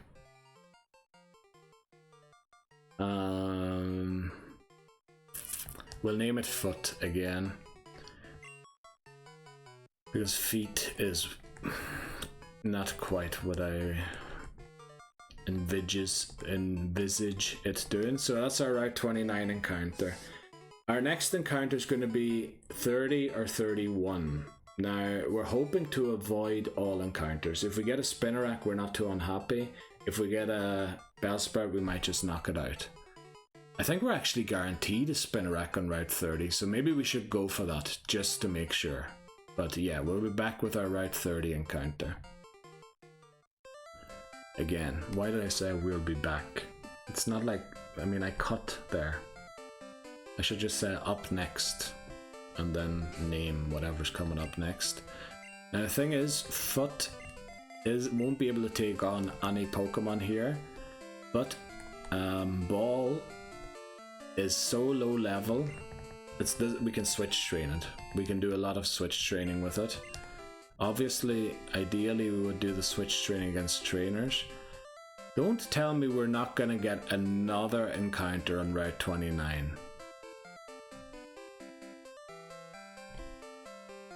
You have got to be kidding me. Oh, if we could have skipped that Hoot. Not an encounter. Unbelievable. Truly unbelievable. No Pokemon in the tall grass this time around. Last time we were over leveling almost. I can't believe how I'm doing the same thing, but the results are very different. Like, not even close. I seem to go from one extreme to the other rather than, you know, getting a natural average or something. I need to move this part of the headphone back as well. I just saw some reflection. Right, I think I usually go for 2800 here. And then 5 antidotes. Since we can be poisoned by Spinnerack. And we don't want any faintings to happen. Right, let's head to Route 30 and see what happens. Another patch of grass, no encounter. I even walked the long way through the thing there. I can't believe it. What is going on? We're not getting any encounters at all. Can you catch No, I don't think you can catch Sentret here. Oh, damn it. So, yeah, well, at least that means we can have, if we make it, it means we can have Sentret in Crystal still, which would have been, which might be helpful actually to have it there. Now we just have to hope that we can beat Falkner with Foot. But I mean, I think we're very likely to get a Spinnerack somewhere along the way still. There's still a bit of grass, tall grass left to go here on Route 30. And then I'm hoping that Route 31 we don't encounter any wild Pokemon, because that's where we're likely to get a Bellsprout, who I will knock out if we get to see it. Because I need to keep Pokemon for Fire Red and Leaf Green. I have to. I can't not have them. Now, if we get an encounter here on Route 30, we will go back. If we don't get one, we'll keep going to Route 31. Okay, that's the position we usually get one in. Right, Rattata's Dupes Clause, so no Route 30 encounter so far. Unfortunately, Hoot probably won't be able to beat that Rattata. So, let's see, we're going to reach level 8 here, which is okay, that's okay. We need to worry about reaching level 10. Level 8 is 2 levels away from that. Alright, this is actually bad. We have no berries equipped, and it's going to knock me out, isn't it? And if I switch, it's going to knock out Hoot. Or did it use Tail Whip? Is it doing so much damage because it used Tail Whip? Right, it did 5. It missed, yes. Oh no. Right, Tail Whip, we're gonna swap back. No need to swap. Wow, I think we got very lucky there. We got really lucky there. Let me see Ball quickly. Right, we're gonna use a potion on Ball, even though we lose 2 HP.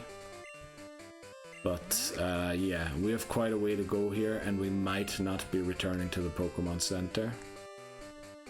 Right, we got through Route 30. Oh, damn it, I didn't mean to get into this battle.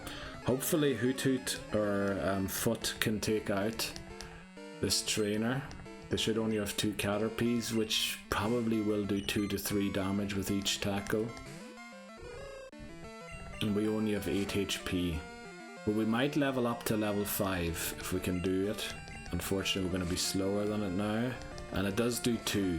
So a crit will do 3 in my estimation. We're awfully close to being knocked out here. We got a crit, thankfully. Oh, we're so close to 5. Question is, do we switch here?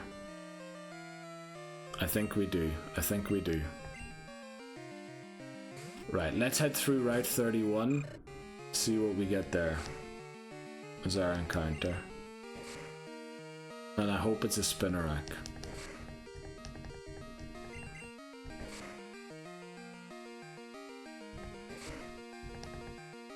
Right. If it is a Bellsprout, I'm honestly just going to knock it out. Foot grew to level 5, that's very good. So it'll soon be able to fend for itself. Right, let's see, Route 30. We get an encounter. Our Route 30 encounter is Bellsprout. Okay. Let's see how much a Vine Whip does here to Foot. 1. Very good. We don't want to catch Bellsprout because yeah, it's not going to be good. So we got our Route 31 encounter, we failed it. So do we go back to Route 30 and catch our Route 30 encounter? I think we do. We're going to get a Spinnerack. We're guaranteed a Spinnerack now, I think. We want to keep looting Foot, just in case it isn't a Spinnerack first time around, so that Foot gains experience and shares it. Our Route 30 encounter is a Spinnerack. Very good. Okay, we're going to use Ball here, who's level 8 already, but level 8 is a lot more comfortable to manage than where it was at last time. Spinnerack's only level 3. Remember, we kind of need Hoothoot to reach level 6 before we go into Bellsprout Tower because of the Ghastly. Right, can we do it with 3 Pokemon? Can we beat Falkner with 3 Pokemon only? Gonna be difficult, gonna be very difficult. Right, Spinnerack was caught. It lies still in the same pose, could be a word, for days in its web. Pose, web. Waiting for its unsuspecting prey to wander close. We'll name it Pose. Let me make sure that we don't have Pose yet. Pose is a kind of a word I think we might have used already. Pose. Nope, we haven't. Okay, that's what we'll name it, just to distinguish it from the other parts, even though we're using the same inspiration or same idea for where the nicknames come from. Right, next up, Falkner, unless we get beat by some trainer before Falkner. Yeah, that's the way I should do it without flipping saying other things. There's a trainer down here still to beat, so we might as well take them on. Since we have our Route 30 encounter and knocked out our Route 31 encounter. Yeah, so even if we would have skipped Route 29, if we had managed to do so, we still would have got Bellsprout on 31, which would have been undesired. So we would have either not had Hoothoot or we would have not had Spinarak. So I think I'm okay with how things turned out for this attempt. We'll train just Hoothoot or Foot because it needs to reach level 6 before we go into Bellsprout Tower, as I said, so it learns Foresight, so it can touch or attack Ghastly. Because we don't want, because we can't run from battle, we don't want to have to struggle. Right, this is level 4, this is a bit high I think for our Hoothoot still, so we'll switch to Ball once more. But once Ball reaches 9 we kind of have to stop using it. The good thing is Ball has no use in Bellsprout Tower whatsoever, since Hoothoot and Spinarak dominate Bellsprout Tower by themselves, like heavily. So, let's see. I think we have a good chance of beating Falkner. I hope we do, I hope we do. What was it? 111 XP you gain from 111 XP from the Spearow, from the first trainer. Okay. Yeah, we'll take on Falkner. If we manage to beat him, which I think could happen, we will... let's try and take this on. Oh wow, it does 5 damage. There's no way we do... oh, maybe we do 5 as well. Right, they use a tail whip, so they're gonna do 8. Oh, we get a crit. So, as long as they don't crit... oh, they use another tail whip. Lovely, we beat Joey. There you go. Okay, what was I saying? I was gonna say we also learned Foresight, so we can head into Bellsprout Tower. What was I saying? I think we have a decent chance. A decent one. We have a lot of berries to use. We can only use 1 berry per battle, of course, because we can only have 1 of an item equipped during battle. We could give a poison cure berry, a paralysis cure berry, and a berry, but the thing is, the other berries wouldn't be used, would they? Yeah.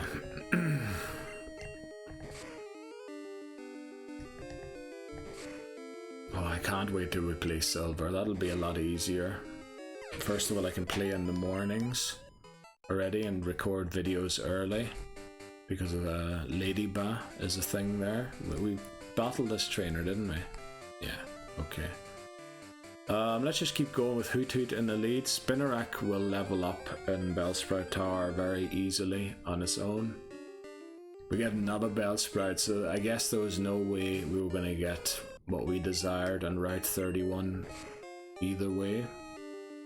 I think we were hoping, I don't really know what we were hoping for. We really would have needed no Route 29 encounter. That's what should have happened.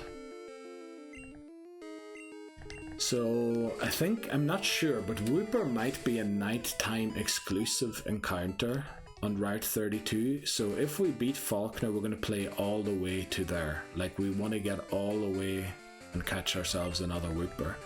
Wooper is, I think, has the highest encounter chance of all Pokemon on that route, if I'm not mistaken.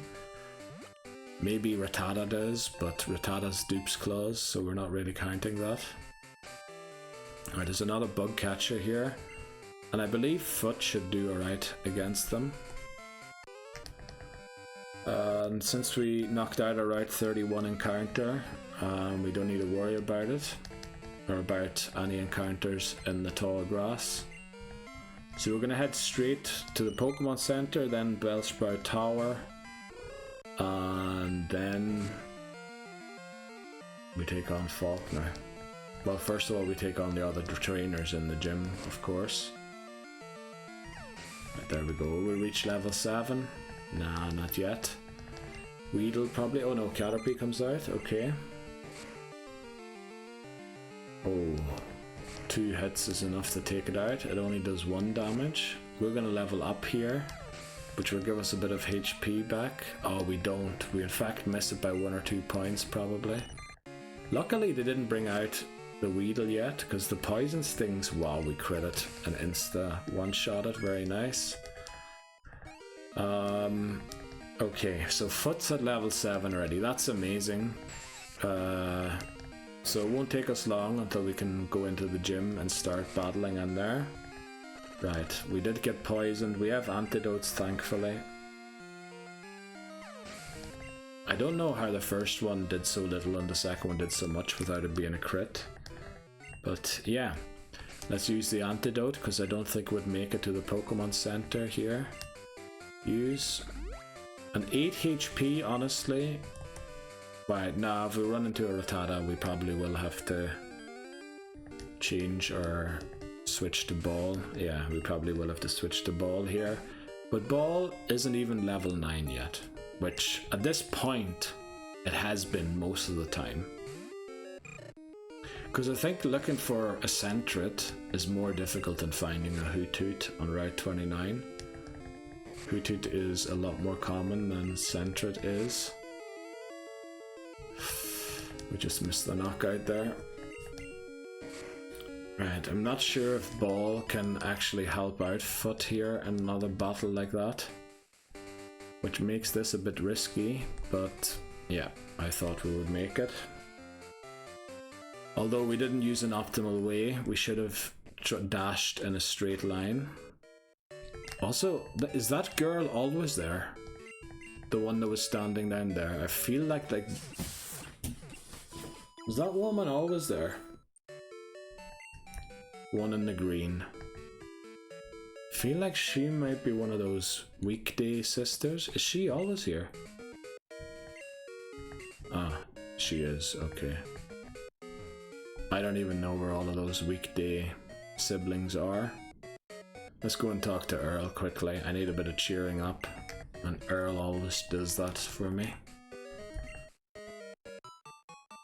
Look at him. Look how happy that man is.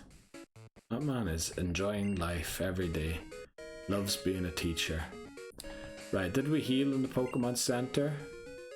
We surely did. So, let's get Pose into the lead here. And get it to level 8. And also get Hoothoot and Ball to level 9. But only just level 9, not anywhere like halfway into level 9. We want them to just about reach level 9 so that they can take on the Spearow without over leveling. Yeah, that's the goal. But I think we have a chance. We have berries. We have Pose that can take care of the Pidgey, sort of, by itself. Now this does take a while, but Pose levels up to like level 5 in this trainer battle, if we just rely on it. So since we have 3 Pokemon, we can go a bit further into Bellsprout Tower this time than we did last time. And we'll be in the Violet City Gym in no time. So it might be a 4.5 hour video if we beat Falkner. If we lose to Falkner, what are we gonna do? We might as well just start off in the next part tomorrow. But look at that, we reached level 4 from 1. Beaten 4.5 even, almost. We lost 6 HP admittedly, which isn't exactly great. But I mean, they're gonna need 17 hits on me to get me down. Right. Yeah, let's see how this goes.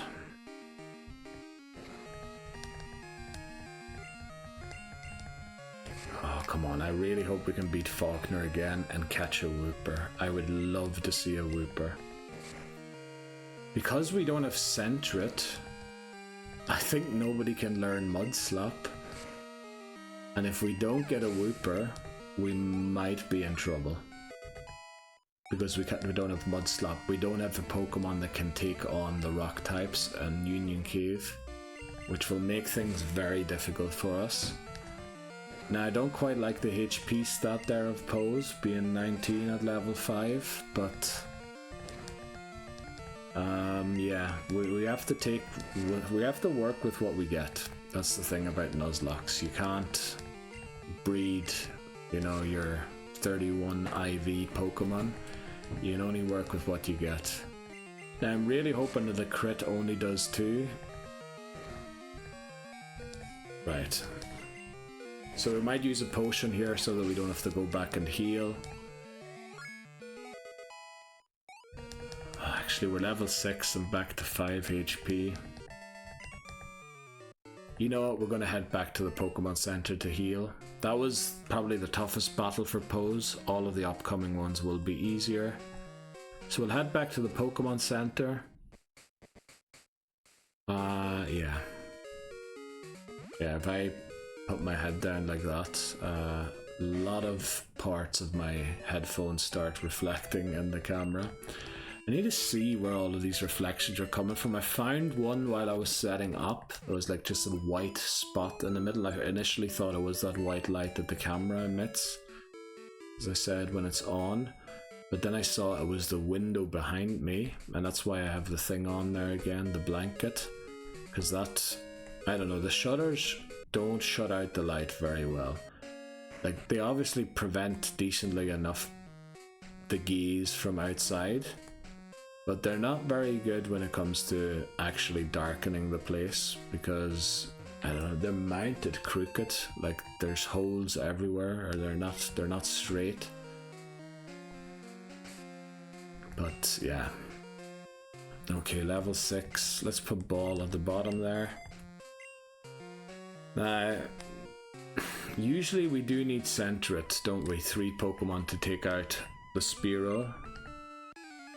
And there's no way we can use Pose in that battle against Abe, isn't it?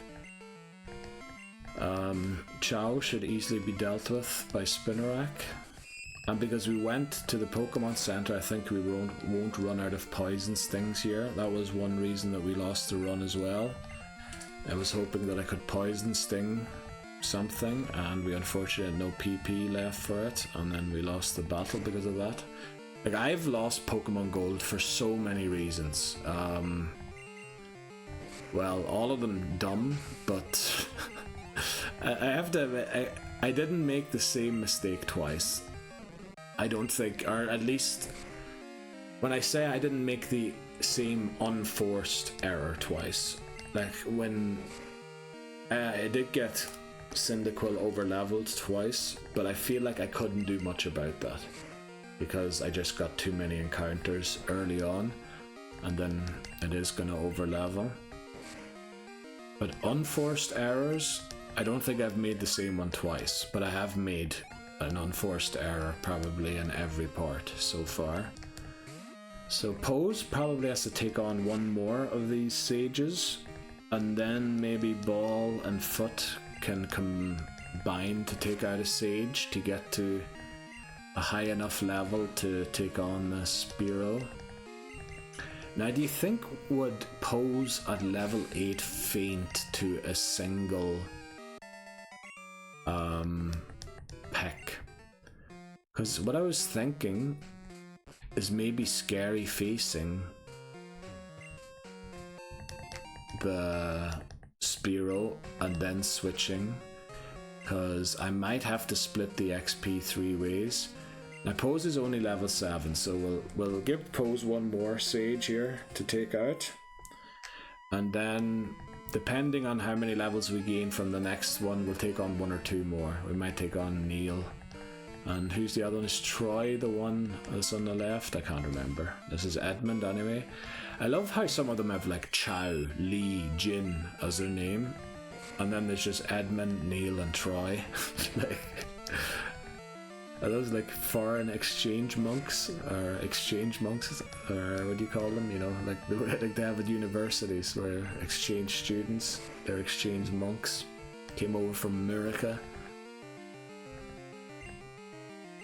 Well, actually with names like Neil and Troy.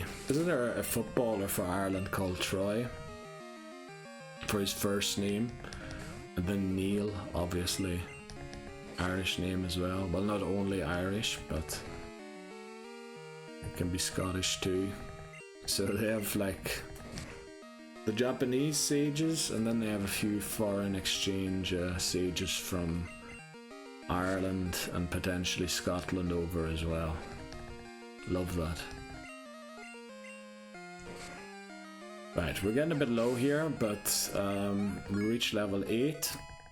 And we want to reach maybe 8.5. So if there is another one. We'll take this Bellsprout out as well with it. Because I think, first of all, Pose never manages to take out both Pidgeys alone. And yeah, secondly, because of that reason, we'll probably have to go out and train it a little bit more. But will we reach about 8.5 here? Yeah. So that's dead on, I think, for Pose. Let's start working on Foot and Ball. And the way we do this is you work on Foot and bring in Ball as emergency. Because if you worked on Ball and Foot needed to be bailed out, you'd be in trouble. Also, this can only be handled by Foot. Unless I have the patience to get rid of all of my PP and struggle it. Thankfully that missed. Let's hope we don't need too many tackles. Right, 2 will do. Lick doesn't affect us since Ghost types don't take damage from normal type moves, but also normal types don't take damage from Ghost type moves, which is great. Right, Potion. And is this Sage Jin here? I never remember the names. And then I think it's Neil, Troy, and Lee, isn't it? Oh, also this is Crooked. Now that looks a little straighter. This is Jin, yeah. Level 6 Bellsprouts now, but again, even if they use Growth, we resist their move. Unfortunately, we don't learn Peck before we can take on Falkner. Yeah. This shouldn't be a problem. We might have to take on Neil as well, just to make sure that, because I think these two need to be around level 9 to even compete with the Spearow. Yeah, and then just keep them far enough away so that they need at least 60 XP to get to level 10.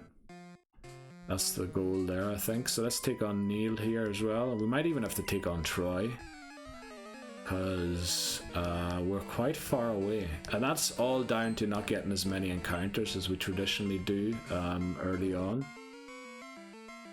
I'm just wondering if it would be smart to use a berry here for potentially Ball, because Ball's probably gonna have to take out the Hoot of Troy, I would guess. So this might take us to close to level 9, but I don't think it'll quite get us there yet. Let's see. I think it won't be quite level 9 yet. Yeah, 108. So actually Foot can take on the Bellsprout of Troy's. And then... Oh, I didn't give the berry. Ooh, I didn't give the berry to oh, please don't tell me this is going to come back to haunt me. We have so many berries and it's silly not using them. Now I think Foot should be able to deal with this. We might take 3 damage from a growthed Vine Whip, but Foot should be able to deal with this. And it will probably go to about 9.25 level, and then I'm hoping that with the Hoot it won't get too close. Oh boy, we're taking 6 damage there. Did we? No, not 6, but we dropped to 6. Let's... Okay. The thing is, if we miss tackle, which can happen, yeah, we lose Foot. We don't want that to happen. Right, that's a lot better. Bellsprout just have nothing. Right, Foot reaches level 9. Probably not quite as far into level 9 as I would want it to. The thing is here... Right, what we're gonna do here... We're gonna swap in Pose to take it out. Because I think if we don't... Well, let me look at something quickly. Our stats here. We need 124, yeah. We need to switch someone else in here to split the XP. Otherwise we're going to be too close to 10 to take on the Spearow with Ball. It is also doing 5 damage. per tackle. So I think we're safe from a crit. I've used foresight. Now we could just go and finish it off, but then again, tackle is inaccurate. We need to switch someone in here. So I'm hoping that Pose doesn't faint from switching. Tackle. I hope Ball outsped the Hoot Hoot. I hope it did, because if it doesn't, we might be in trouble here. We need to outspeed it. And we do. And we landed. We needed to land the attack as well. That was the other thing. So that's a lot better for level 9 there. Okay. Now we need to lead Foot out of here. Because Ghastly can't touch us, everything's fine. But the thing is... Uh-oh. Will it do 5 damage? We will surely outspeed it.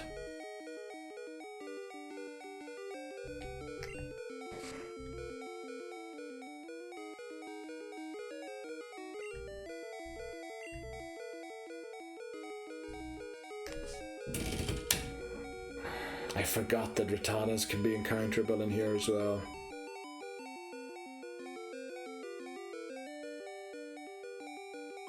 The thing is, it sees a knockout now, doesn't it? A feint.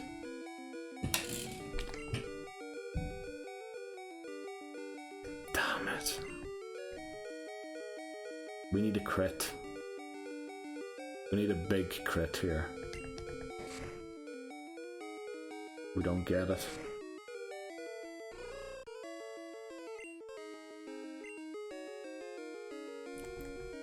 Why am I running around with Pokemon with literally 5 health? Now also we can't take on Ghastlies. We lost Flippin' Foot. Oh, this is going to be another failed attempt, isn't it? Let me update that we lost the Pokemon there quickly. Fainted Pokemon's at 1. I'm in Egypt, man. Right, let's hope we can get out of here without encountering a Ghastly. Let's hope we can get out of here without encountering anything. You know what, if we encounter another thing, we'll just restart tomorrow. We're at 4 hours. I'm fed up with this. I really am fed up with not making it past.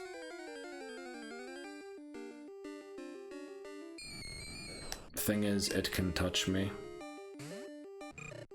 I can't touch it.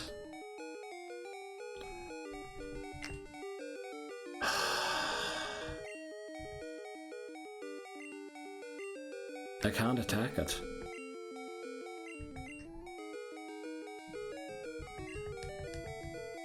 It can lick me, but I can't attack it. So what we're gonna do is use Leer. Of course it flippin' paralyzes as well. Use another Leer. At least it can't put us to sleep. Let's hope it uses Hypnosis all the time now. That'd be very nice. Missed again. Very good.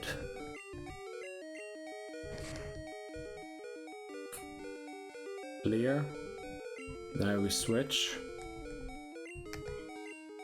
We have to Poison Sting it all the way down. It is Ghost Poison. It double resists Poison Sting.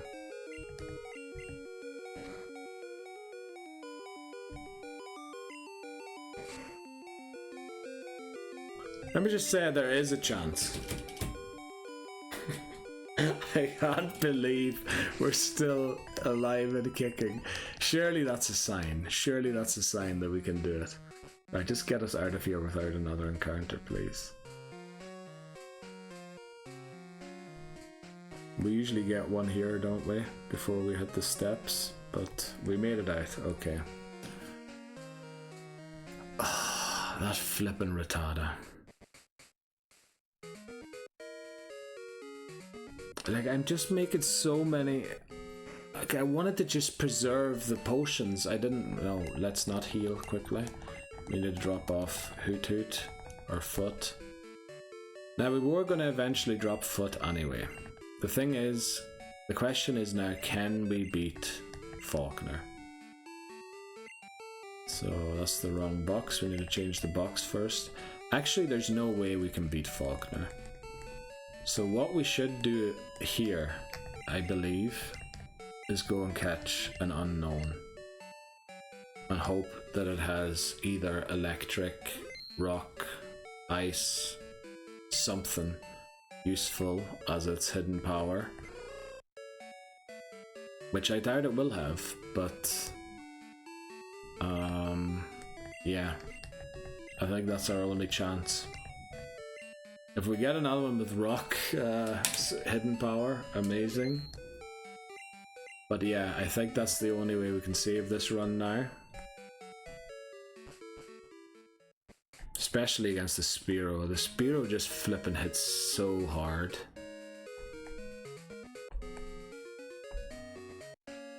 The thing is, how are we going to train it? Who are you? Oh, okay. Also a normal. Why am I thinking that every girl, literally every girl, is one of those days of the week women who give you items to boost your attack? Right, let's solve this puzzle quickly. And yeah, I would have preferred to go for Xatu or Natu and what do you call it, Smeargle, but I guess we're gonna have to go for an unknown. Actually, we should always go for unknown whenever possible, because there are 26 of them, or 27 of them, and it will take forever to get all of them. Now, I'm never sure exactly what way they go, the bottom two. Those are usually the ones I mix up. The rest of them are fine. Usually don't have a problem with those. It's just the bottom part of the shell that I seem to get wrong sometimes. I think in Heart Gold and Soul Silver, they even make it so that you have to turn the tiles, don't they? Not just put them in the right place. Right. Ruins of Alph. What encounter will we get? More importantly, what hidden power will they have?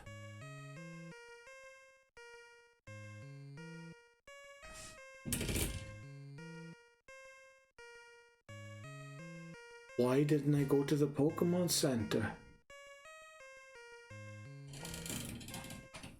Oh, what the flip am I doing? Why didn't I go and heal? Oh, what am I? Oh, I have potions. I have potions. I was like flipping. I'm lost. I have potions. Okay. Oh boy. I thought there, like, what the flip are you doing? Well, genuinely, it is still a question. What the flip am I doing? But you know what? If we get a rock or ground, if we get a ground hidden power, we can forget about using it anyway. But I suppose we kind of need to use a potion on Pose as well, because it could also be water hidden power, which would be super effective. Let's see. Right, our Ruins of Alph encounter is an F unknown. Now the question is, will it run or will it stay? Right, it has a neutral thing, a neutral attack against Cyndaquil. I believe it's gonna run here. Yeah. Should have thrown the Pokeball. So we squandered that chance. And I think we essentially prolonged the inevitable in this part. And we're just gonna restart tomorrow. We will try, of course, we will try our best here. But I think, honestly, there's not much of a chance.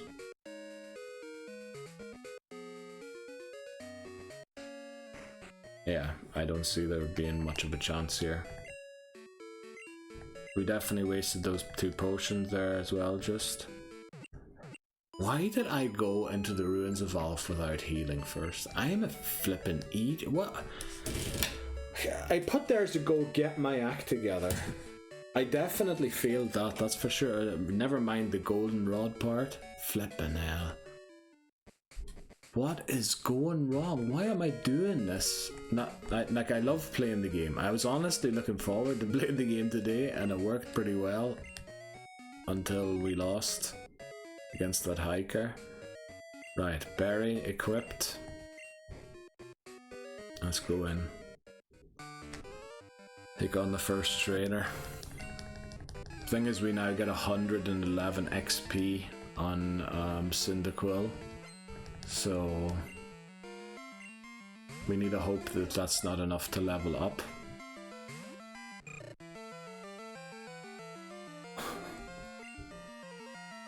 It's gonna level up.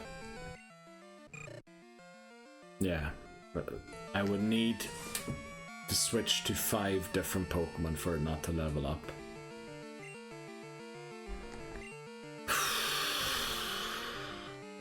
I'm sorry. I'm really sorry for this mess. Oh, it's just everything is wrong. Everything is wrong. Look at how it's just beating me. Everything is wrong. How does it do so much damage? Obviously it's getting stabbed. Look at that, even with a berry.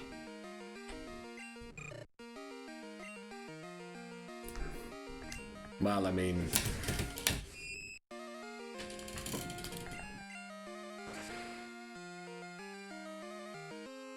At least we now know Pose lives 1 if it doesn't crit. I mean, there's no way Pose is going to beat Falkner, so... This is an unmitigated disaster. What am I doing? Am I unfit to play this? Should I start with silver or something? I don't get what is wrong. I'm also gonna have to start naming the main channel videos after the attempt rather than the part.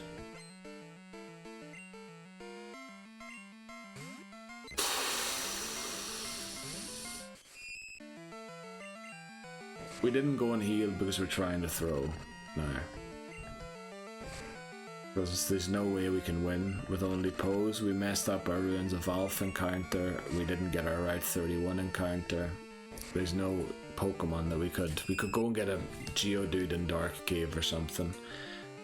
But yeah, I'm honestly, first of all, I want to apologize for if you watch this video and you invested your time in it. I'm ashamed uploading it, but I need to show you how I got to attempt 12. Or I need to have that on record somehow. Yeah, just an unmitigated disaster to be. Let's hope that never comes through. 112 attempts. Unmitigated disaster, to be honest. I don't know, I feel like I didn't feel right at the start of stream. But then, once we got into it and we beat Falkner so convincingly, I sort of thought we were going somewhere, and then I made that silly mistake of not putting Looper in the lead and then ran straight into the battle. I can only apologize to start off with, and yeah, I think we'll just end it there and hope for a better day tomorrow in part 6. We will be starting late again. We will be starting around 5 PM so that we have enough time to do Elm's Errand and catch a Centret. And then we will wait until night falls to get Hoothoot and hopefully Spinarak. Or one of the two, yeah. And then hopefully we get a Wooper. I don't know. I wasn't in the right mindset, I think. I was fine until we lost against the hiker, but I thought, yeah, I knew that I would have to, I need Centret. Which is bad that I need Centret. I hope when we do this in silver with Totodile we learn Water Gun. earlier than Cyndaquil learns